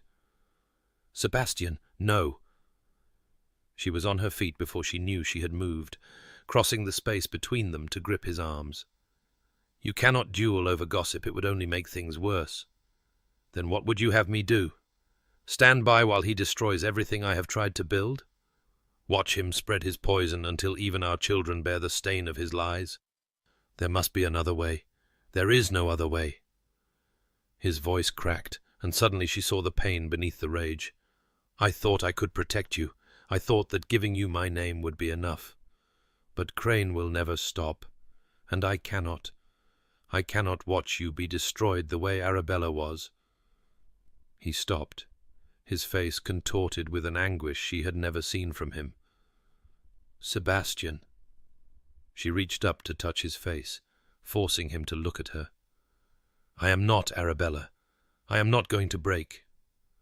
"You do not understand." His voice was hoarse. "I could not save her.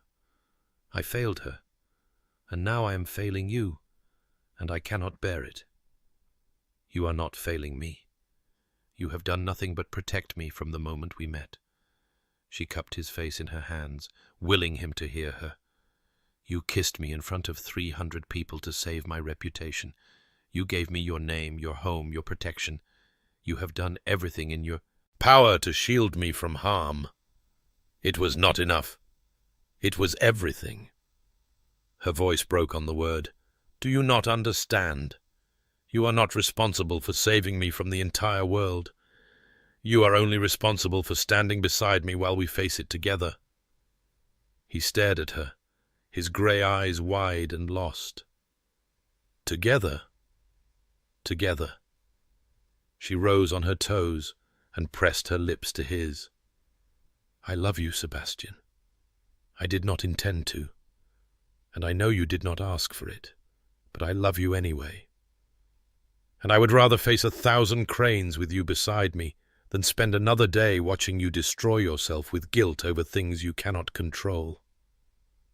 For a long, terrible moment, he did not respond. Then his hands came up to grip her shoulders, and he kissed her with a desperation that stole her breath. I cannot lose you, he said against her mouth. I cannot. You will not. I am not going anywhere. Rosalind, I love you. Whatever happens with Crane, whatever London says, I love you. Can you not feel it? He pulled back to look at her, and she saw something shifting in his eyes, the marble cracking, crumbling, falling away. I feel... He stopped, started again. I feel too much. That is the problem. I told myself I would never, that it was too dangerous, but you... His hands tightened on her shoulders. I cannot seem to stop. Then stop trying. She reached up to touch his face again, tracing the sharp line of his cheekbone. Stop trying to be marble. Stop trying to protect yourself from everything that might hurt. Let yourself feel, even if it frightens you. What if I break? Then I will be there to help you put the pieces back together. Something in him shattered. She saw it happen, the final collapse of the walls he had spent 12 years building. And then he was pulling her against him, burying his face in her hair, his shoulders shaking with emotion he could no longer contain. I love you, he said, the words muffled against her neck. God help me. I love you. I have loved you since you called Crane a festering boil on the backside of society and looked at me like you expected me to agree. Rosalind laughed through her own tears. I do not believe I used those exact words. You did. I remember every word you have ever said to me. He lifted his head to look at her, and his grey eyes were bright with unshed tears. I have been a fool, a coward. I was so afraid of feeling that I almost lost the chance to feel anything at all. You have not lost anything. I am right here. Yes. He kissed her forehead, her cheeks, the corner of her mouth. You are right here. My wife, my heart, my salvation. Sebastian. I am sorry it took me so long to say it. I am sorry I made you doubt. But I swear to you, Rosalind, I will spend the rest of my life making it up to you. She pulled back to look at him, her heart so full it hurt. What about Crane? We will deal with Crane together, not with duels or dramatics, but with the one weapon he cannot fight, our happiness. He smiled, and it transformed his face entirely. The marble Marquis, finally, irreversibly human. We will return to London. We will be so obviously, disgustingly in love that no one could possibly believe his lies. And we will watch him destroy himself trying to tear down what we have built. That sounds like an excellent plan. I thought you would approve. He kissed her again, slowly, thoroughly. I love you, Rosalind Ashworth. I should have said it months ago. I should have said it the moment I kissed you in that ballroom. But I was too afraid to admit what I already knew. And what did you know? His grey eyes met hers, soft with emotion she had never dared to hope for. That you were going to change everything. That nothing would ever be the same. And that for the first time in 12 years, I did not want to be made of stone any more. Rosalind smiled through her tears and pulled him down for another kiss. Outside the window, the grey clouds parted, and a single shaft of sunlight broke through to illuminate the gardens of Thornfield Park. It felt, she thought, like a promise. That night, when Sebastian came to her room, he did not leave. He held her through the darkness, his body curved around hers, his arms a warm and steady presence that chased away the cold fears that had plagued her for so long. When she woke in the night, gasping from a dream of London gossips and pointed fingers, he was there to soothe her back to sleep with soft words and gentle touches. In the morning, when dawn light filtered through the curtains to paint the room in shades of gold, she opened her eyes to find him watching her with an expression of wondering tenderness. "Good morning, wife," he said softly. "Good morning, husband."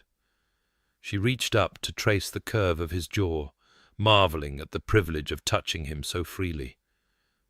"Did you sleep?" "Better than I have in years." He caught her hand and pressed a kiss to her palm. "I had thought that caring too much was dangerous. I was wrong. The danger was in not caring enough. Sebastian, I wasted so many years being afraid, years I could have spent living, loving, being happy."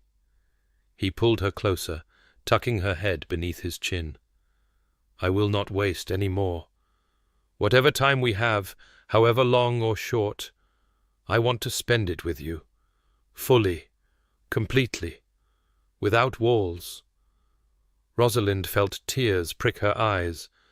"That is all I have ever wanted." "Then you shall have it. I am done being marble. I want to be flesh and blood. I want to feel everything, even if it hurts." He tilted her face up to look at him. "Will you help me?" "Always." He kissed her then, slow and deep, and she felt the last of her fears melt away.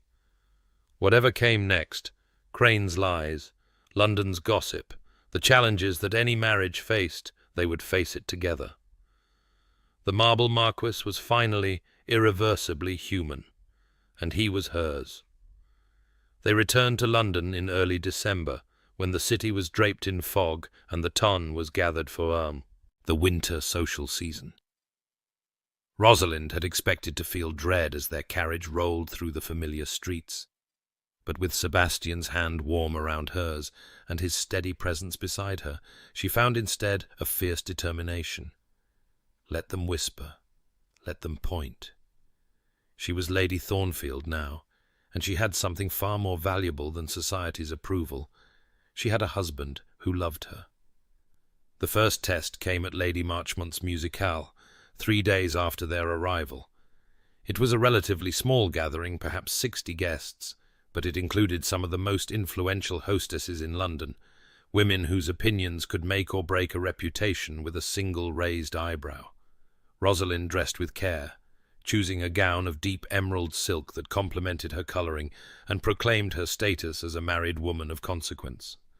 Her maid arranged her copper hair in an elegant sweep that only enhanced its natural wave, and around her throat she wore the Thornfield emeralds, a gift from Sebastian that morning, presented with a kiss and a murmured promise that she would outshine every gem in the collection.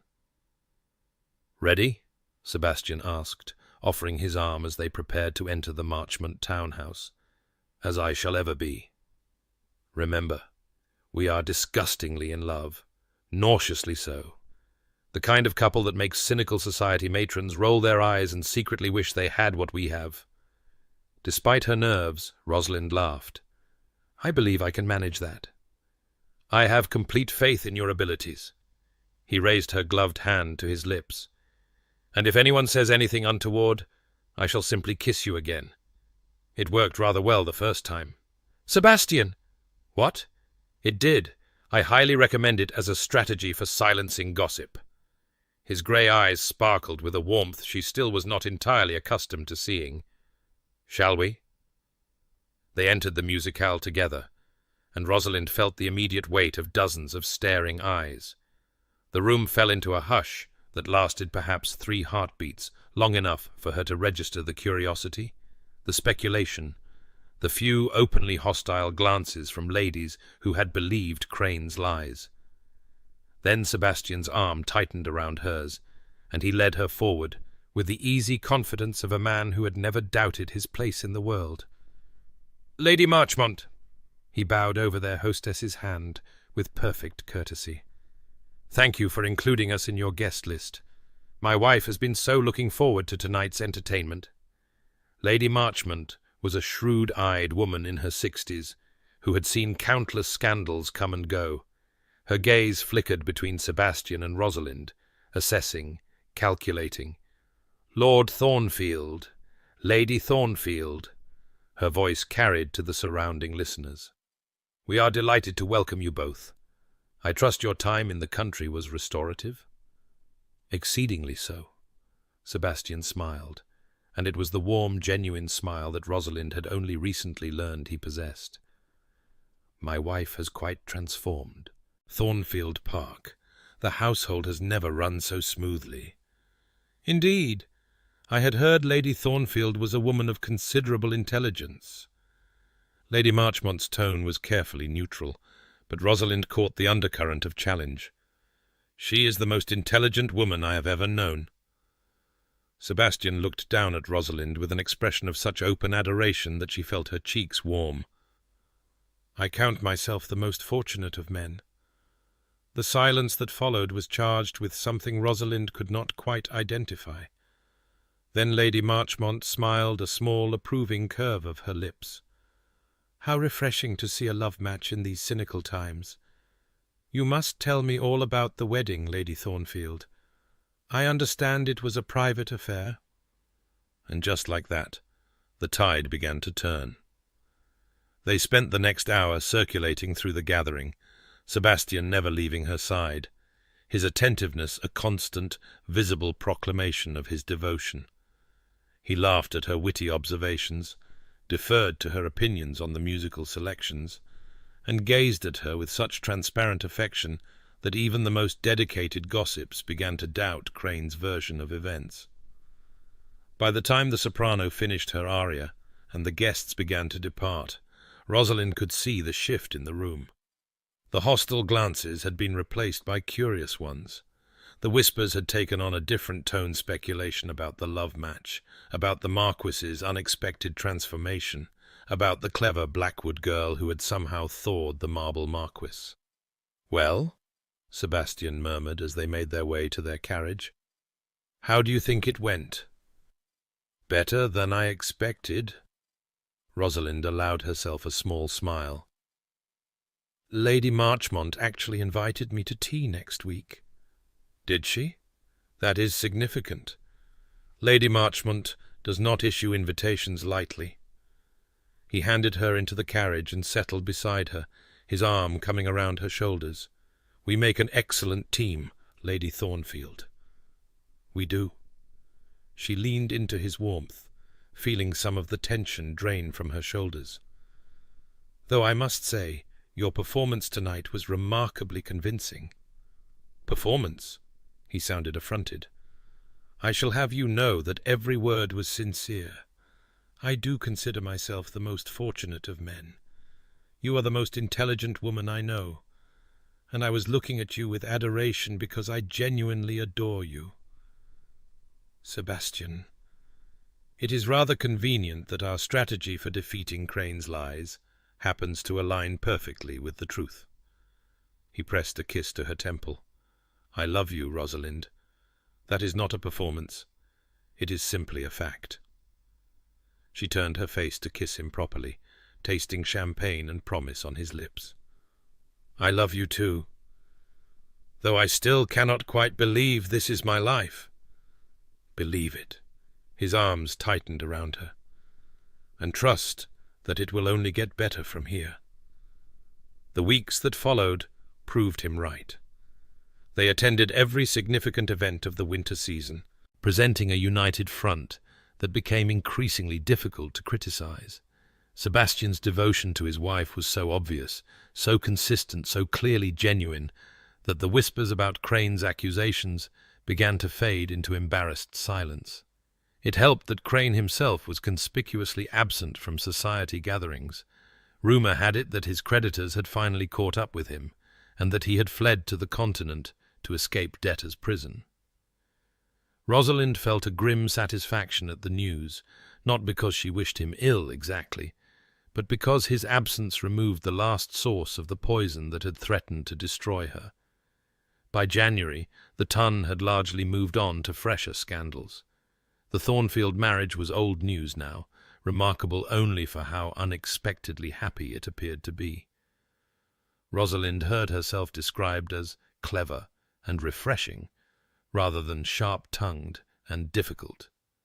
Sebastian was no longer the marble Marquis, but simply Thornfield, a man who had surprised everyone by falling genuinely in love with his unconventional wife. It was, Rosalind reflected, rather satisfying. But the true measure of their victory came at the Devonshire ball, the same event where everything had begun 1 year earlier. Rosalind dressed in gold silk this time, a colour she would never have dared to wear in her unmarried days, but which suited her admirably now. The Thornfield diamonds glittered at her throat and ears, and her copper hair was arranged in an elaborate style that her mother would have called finally acceptable. "You look beautiful," Sebastian said, watching her descend the stairs of their London townhouse. His grey eyes held an appreciation that still made her heart flutter after months of marriage. "Though I find myself hoping we will not be required to stay too late. We have only just arrived." "I am aware. Nevertheless." He offered his arm with a smile that promised pleasant things for later. "Shall we?" The Devonshire ballroom was as magnificent as Rosalind remembered, perhaps more so, since she was seeing it through different eyes. Last year she had stood at the edges, trying to be invisible, dreading her mother's matchmaking attempts and society's judgment. Tonight she entered on the arm of the most eligible man in England, who happened to be her husband, and who loved her with a devotion that still astonished her. The contrast was almost dizzying. "Are you well?" Sebastian murmured, sensing her distraction. "I was remembering last year, standing by those roses, watching you across the room, never imagining that I would cross the floor and kiss you senseless in front of 300 witnesses? That, yes." She smiled up at him, though I believe the correct number was closer to 400. "Details." He guided her through the crowd, nodding to acquaintances, exchanging greetings with those who mattered. "What matters is that I kissed you, and that you eventually forgave me for the rather irregular manner of my proposal. I believe I did more than forgive you." "Indeed you did." His eyes darkened with an emotion that made her breath catch. "Speaking of which, I have been meaning to ask, should we not perhaps retire to the terrace? For old time's sake? Sebastian, it is barely 9 o'clock." "So it is. Far too early for impropriety." He sighed dramatically. "I suppose we must do our social duty and circulate, but I reserve the right to steal you away later." "I shall look forward to it." They danced the first waltz together, moving through the steps with an ease born of practice and genuine partnership. Rosalind was aware of the watching eyes, the whispers behind fans, but she found she did not care. Let them look. Let them see what she and Sebastian had built from the ashes of scandal. "You're smiling," Sebastian observed. "I am happy." "Are you?" His grey eyes searched her face. "Truly?" "Truly." She squeezed his hand.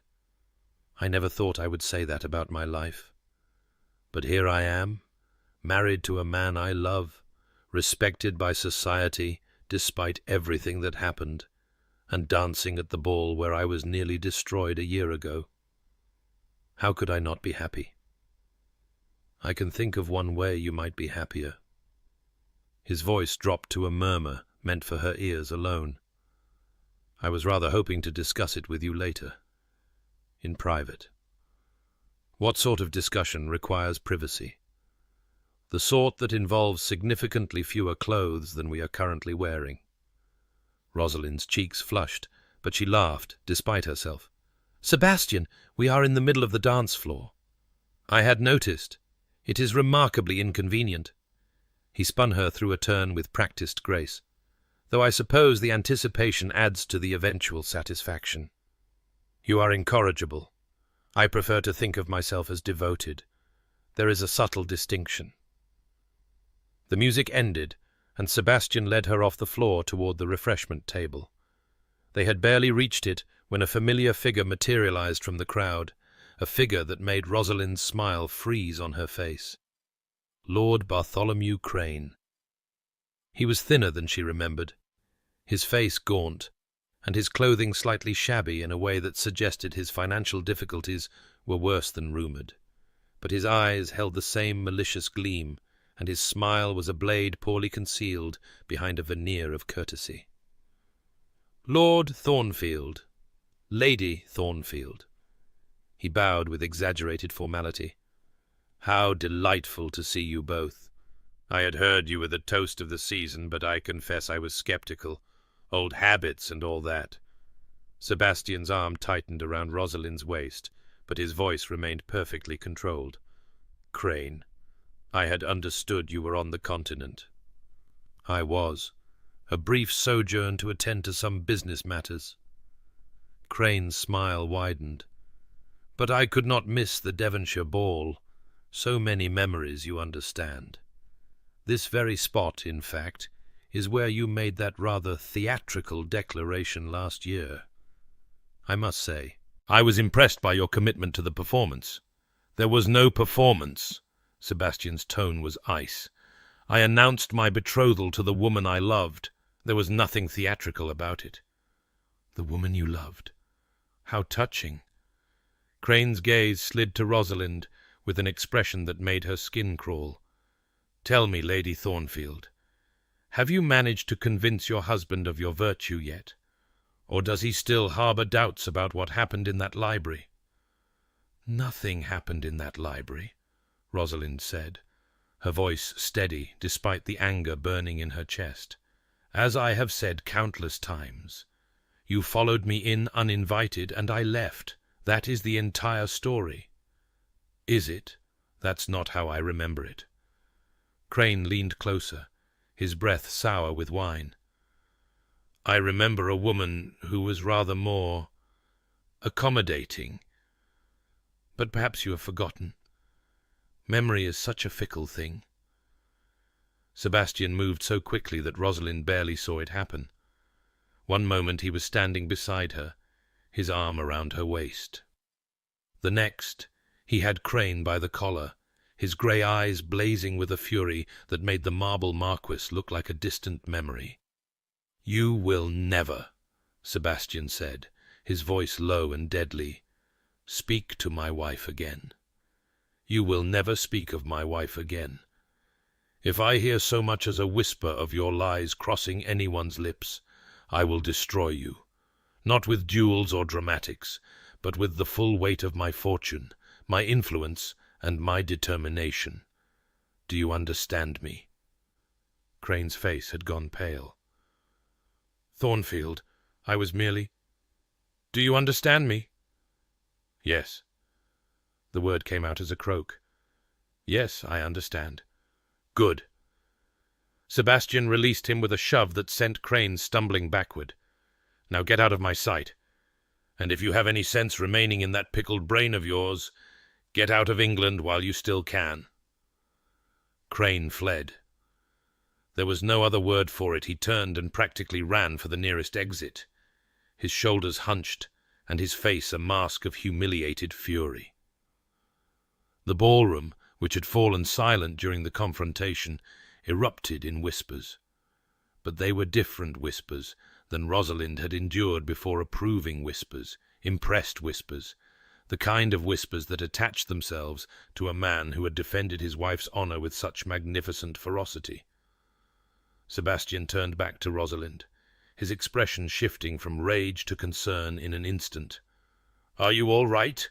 I should have controlled myself better. You were magnificent."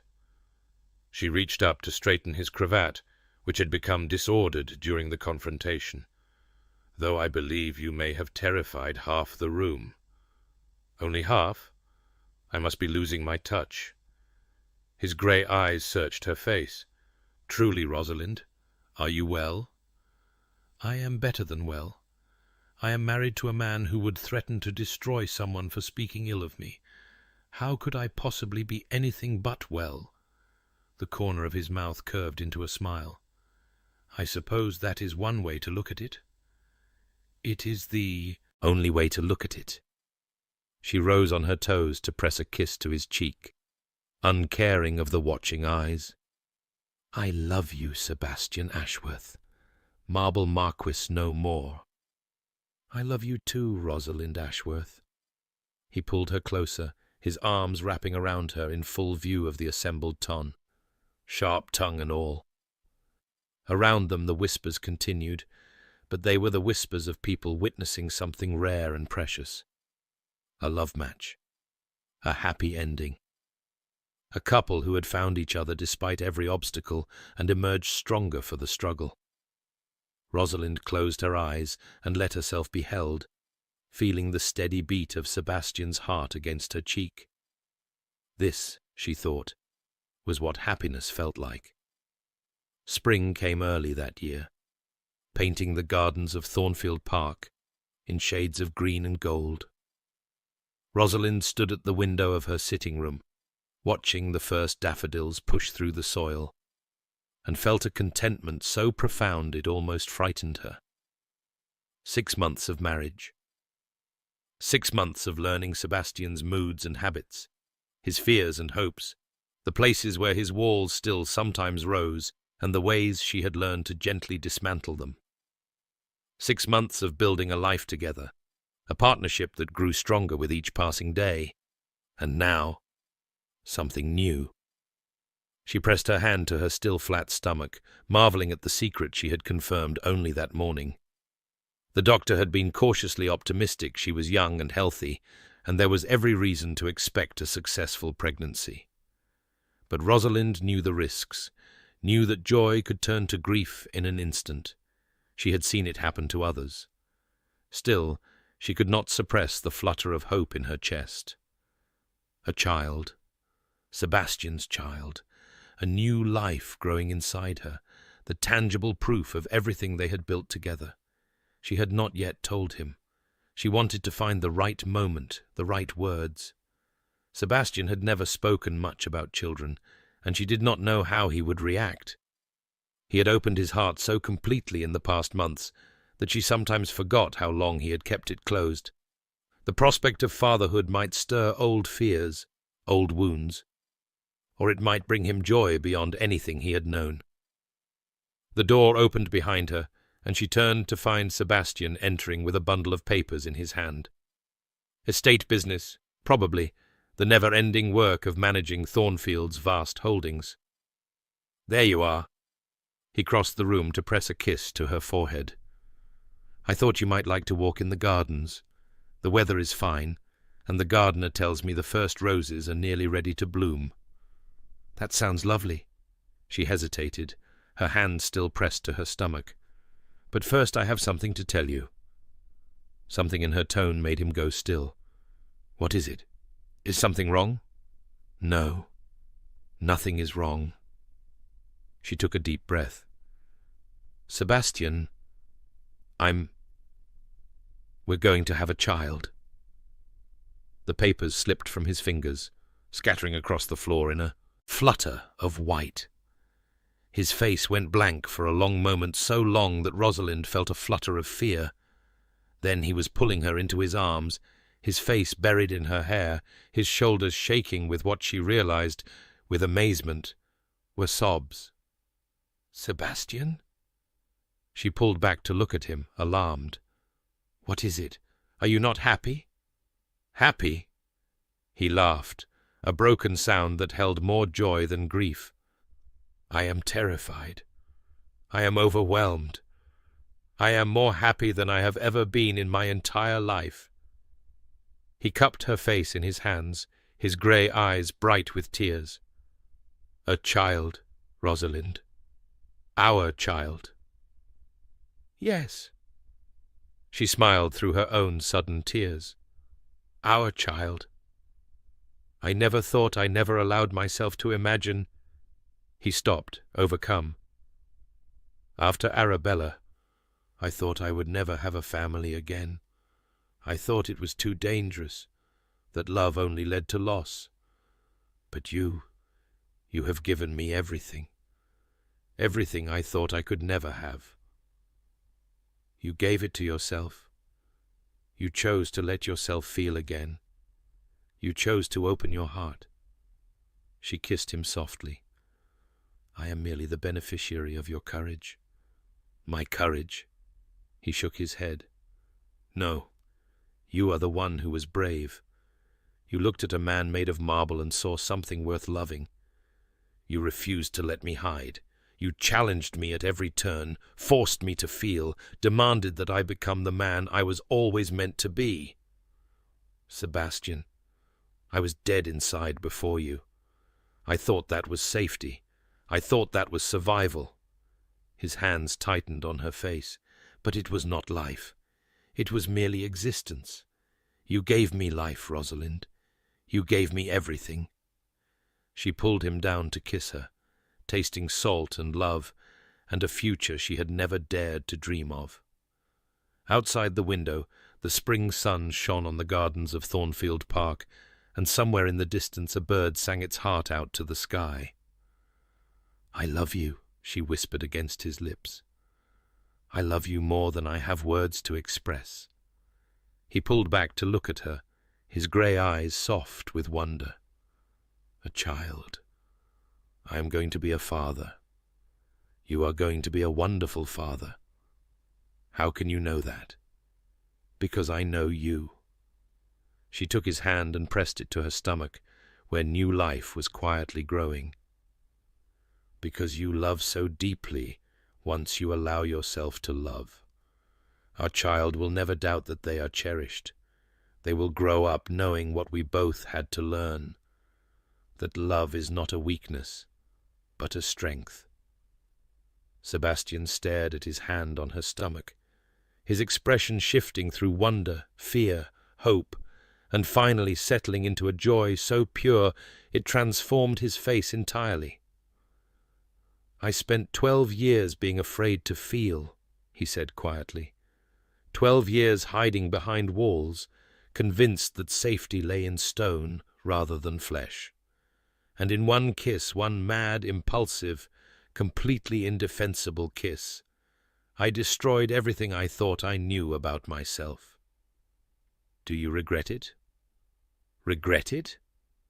He laughed, the sound full and free. It was the best decision I have ever made, though I confess at the time I had no idea what I was doing. Neither did I. I thought you had lost your mind. I had. I lost my mind completely. He grinned, looking younger than she had ever seen him. And found my heart instead. A fair trade, all things considered.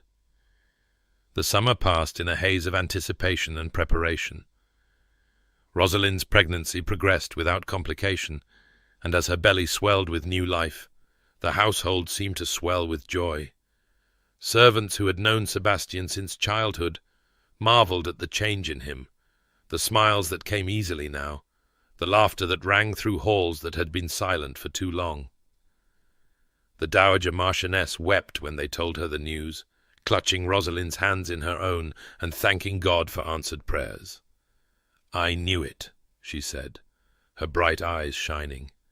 "From the moment I met you, I knew you were the one who would bring him back to life. And now you are giving him a child. My heart is full, my dear, fuller than I ever thought possible." Even Rosalind's mother seemed genuinely pleased, though she could not resist offering advice on everything from nursery arrangements to proper nutrition for expectant mothers. Rosalind bore it with better grace than she once would have, recognizing that behind her mother's criticism lay a genuine, if imperfectly expressed, concern for her well-being. The baby was born on a crisp October morning, as leaves scattered across the grounds of Thornfield Park, and the last roses of the season clung to their stems. It was a difficult labour, long hours of pain and fear that left Rosalind exhausted, and Sebastian half mad with worry. But when it was over, when the thin wail of new life filled the room, everything else faded to insignificance. "A girl!" the midwife announced, placing the tiny, squalling bundle in Rosalind's arms. "A perfect, healthy girl." Rosalind looked down at her daughter's face, red and wrinkled and impossibly beautiful, and felt something shift inside her. A new kind of love, fierce and protective and utterly overwhelming. This small person, this miracle of flesh and blood, was hers to protect, to nurture, to guide into the world. "Sebastian," her voice was hoarse from hours of labour, "come and meet your daughter."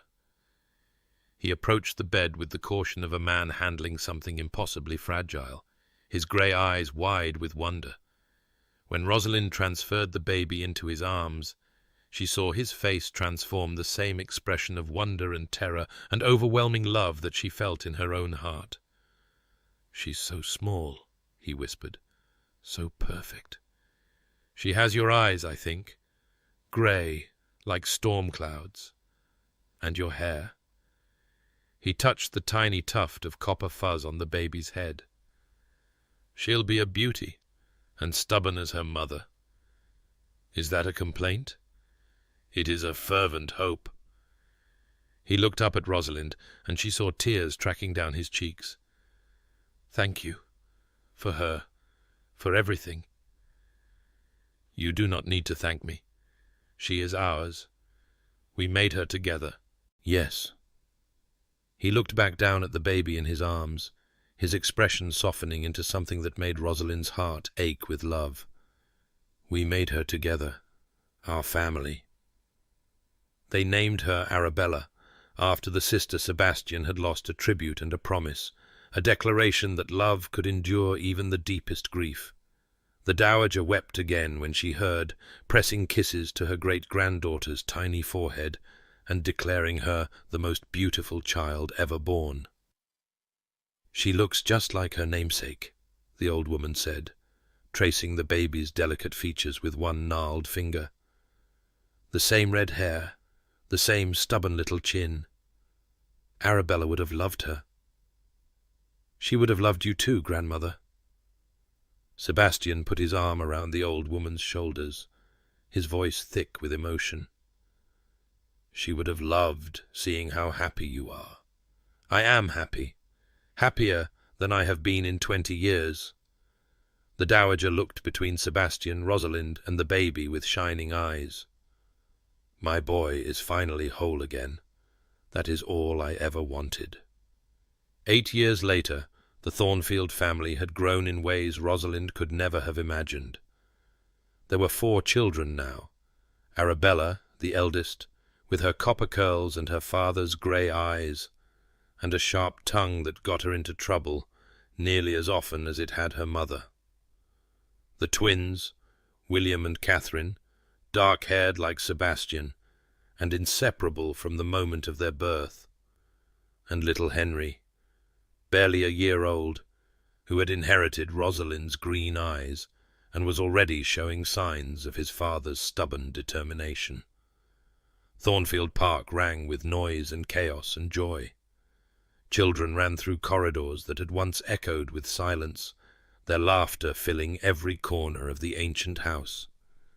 The gardens that Rosalind had first seen on a grey afternoon before her wedding now bloomed with new life flowers she had planted herself.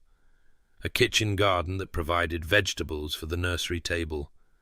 A secret bower where she and Sebastian sometimes escaped for moments of quiet together.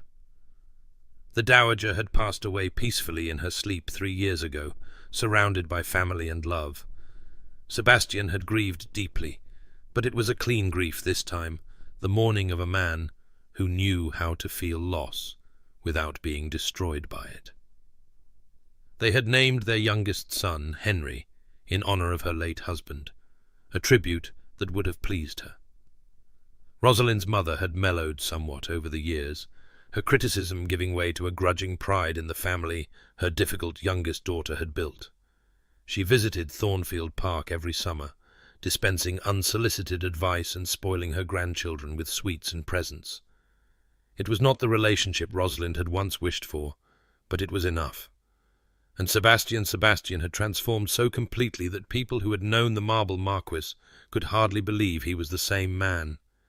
He laughed easily now, teased his children mercilessly, and looked at Rosalind with an expression of such open love that it still made her heart flutter after nearly a decade of marriage. He had never fully escaped the shadow of his losses. There were still nights when he woke from dreams of Arabella, still moments when grief crossed his face like a passing cloud.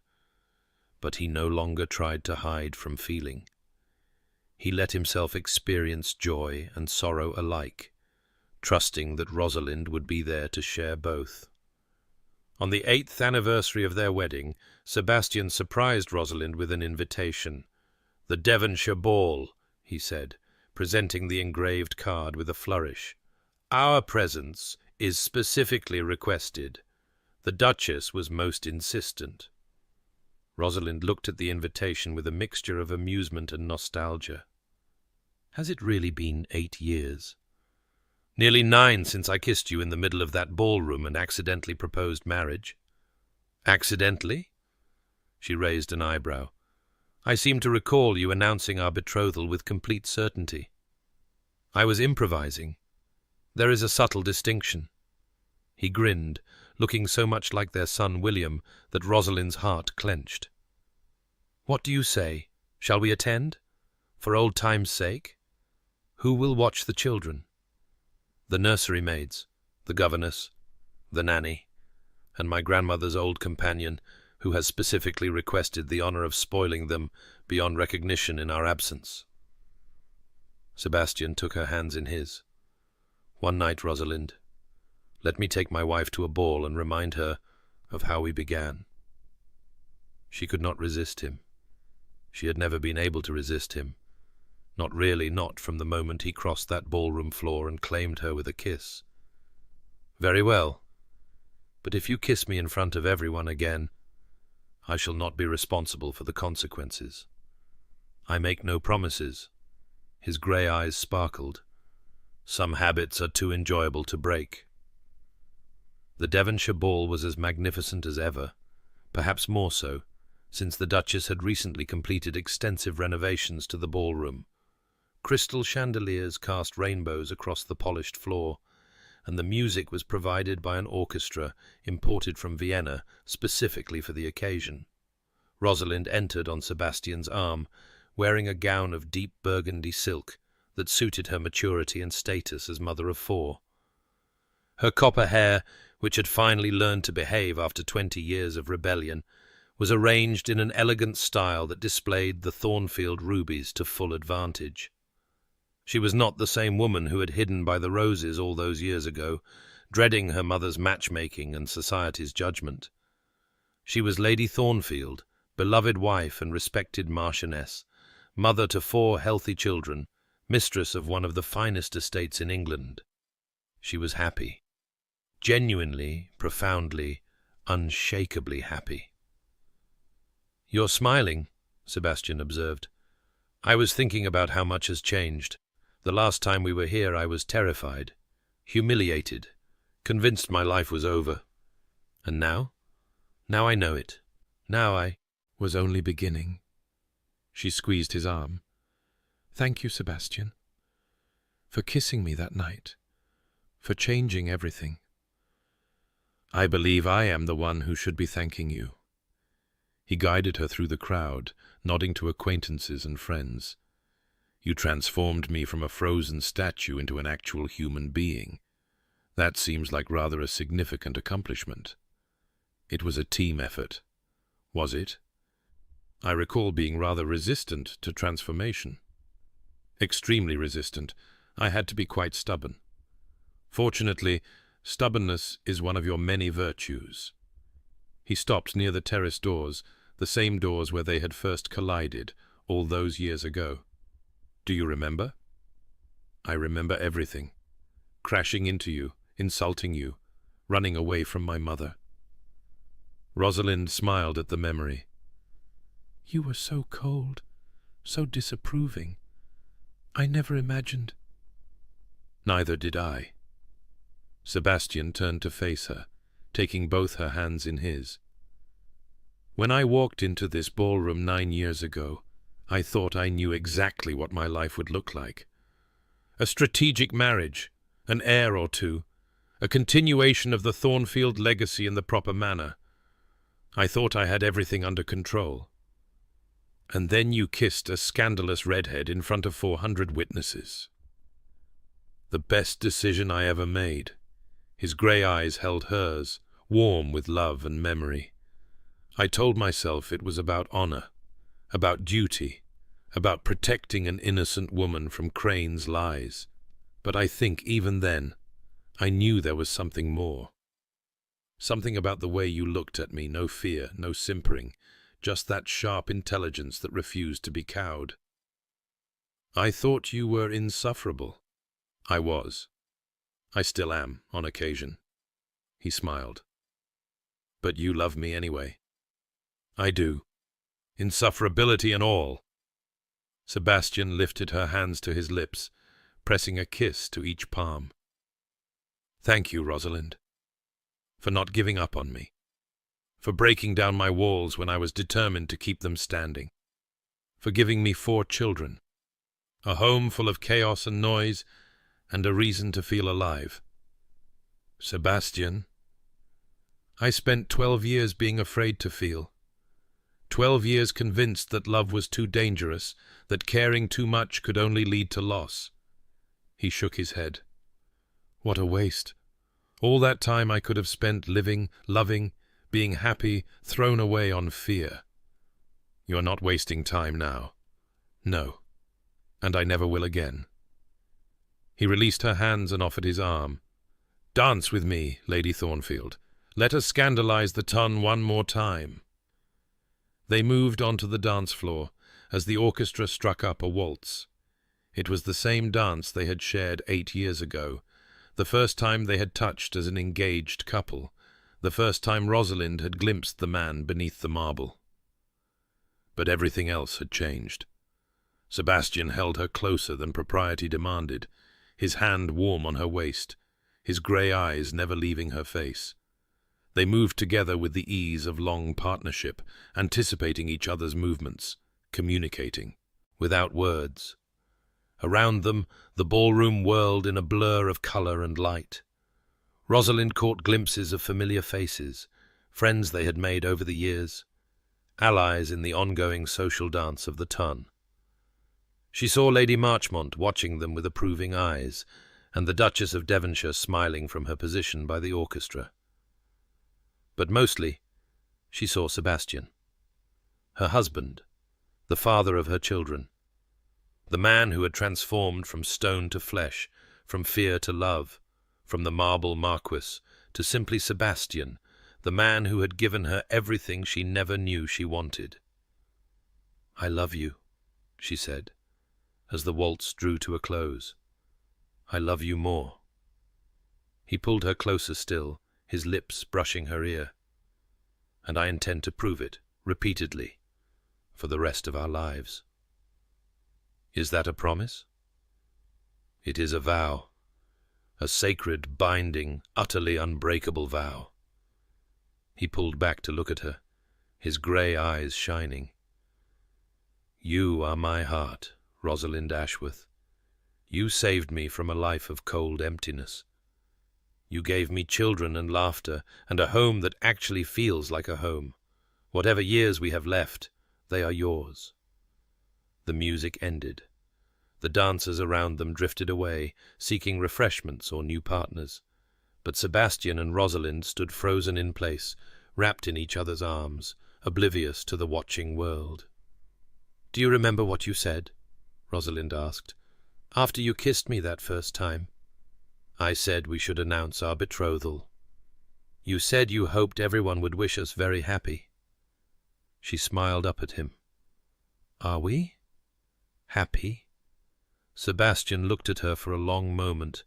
This woman who had challenged him, changed him, loved him despite every wall he had built. This woman who had given him a family, a purpose, a reason to feel alive. "Beyond measure," he said, "beyond anything I ever dared to dream." He bent to kiss her then, soft and sweet, a promise and a celebration wrapped in a single gesture. Around them, the ballroom carried on music and laughter, and the eternal dance of society. But Rosalind and Sebastian were in their own world, wrapped in a love that had been tested by scandal and strengthened by time. 9 years ago, he had kissed her to end a rumor. The whole ballroom had seen. He had been forced to marry her, and it had been the beginning of everything. Outside the tall windows of the Devonshire ballroom, the London night glittered with 1,000 lights.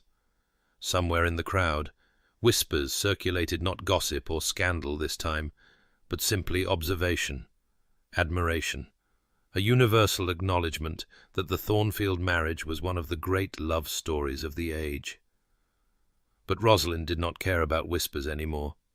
She had everything she had ever wanted, not the safe spinsterhood she had once imagined, but something far richer and more rewarding.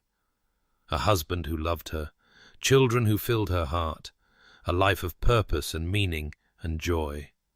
When Sebastian finally released her, his grey eyes soft with emotion, she reached up to touch his face. "Take me home," she said. "To Thornfield Park? To wherever you are. That is home now."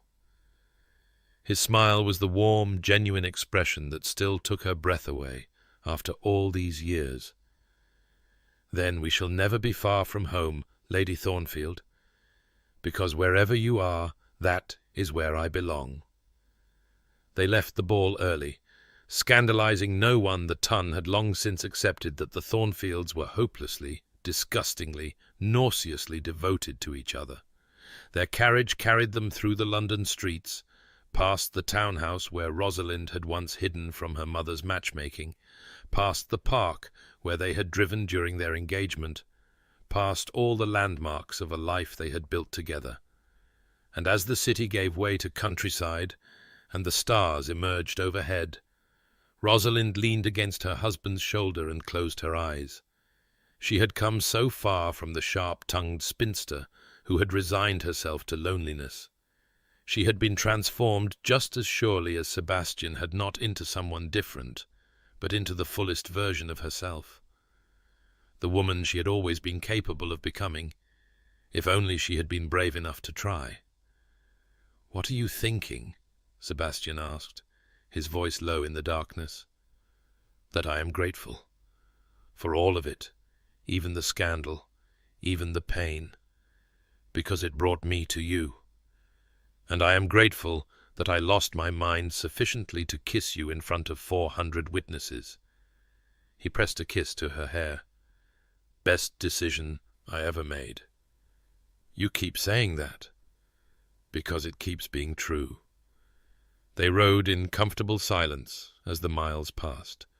Two people who had found each other against all odds and built something beautiful from the wreckage of their fears. Behind them, London glittered with its endless dramas and scandals. Ahead of them, Thornfield Park waited full of children and chaos and the life they had made together. When they finally arrived home, dawn was beginning to lighten the eastern sky. The house was quiet, the children still sleeping, the servants only beginning to stir. Sebastian helped Rosalind down from the carriage and led her through the familiar halls to their chambers. But instead of going inside, he stopped at the window that overlooked the gardens, the same gardens where he had first kissed her properly, the same gardens where she had told him she loved him. "Look," he said softly. Rosalind looked. The first light of dawn was touching the roses, turning them from grey shadows to bursts of colour. The dew on the grass sparkled like scattered diamonds. And in the distance, a lark was beginning its morning song. "Beautiful," she breathed. "Yes." But when she turned to look at him, His grey eyes were fixed on her face. Beautiful. He kissed her as the sun rose over Thornfield Park, painting the world in shades of gold and rose. It was a kiss that held everything passion and tenderness, memory and hope, the weight of the past and the promise of the future. When they finally drew apart, Rosalind was smiling. "I love you, Sebastian Ashworth." "I love you too, Rosalind Ashworth." He tucked a strand of copper hair behind her ear. "Marble Marquis no more?" "No," she agreed. "Just Sebastian, just mine." "Always." The sun continued to rise, flooding the world with light and warmth. Somewhere in the house, a child's voice called out, Arabella, probably, who had inherited her mother's habit of waking early, and the sounds of the household coming to life began to fill the air. But for a few more moments they stayed at the window, wrapped in each other's arms, watching the day begin. 9 years ago, a kiss had changed everything. And now, standing in the home they had built together, surrounded by the life they had created, Rosalind knew with absolute certainty that everything had changed for the better. She was exactly where she was meant to be.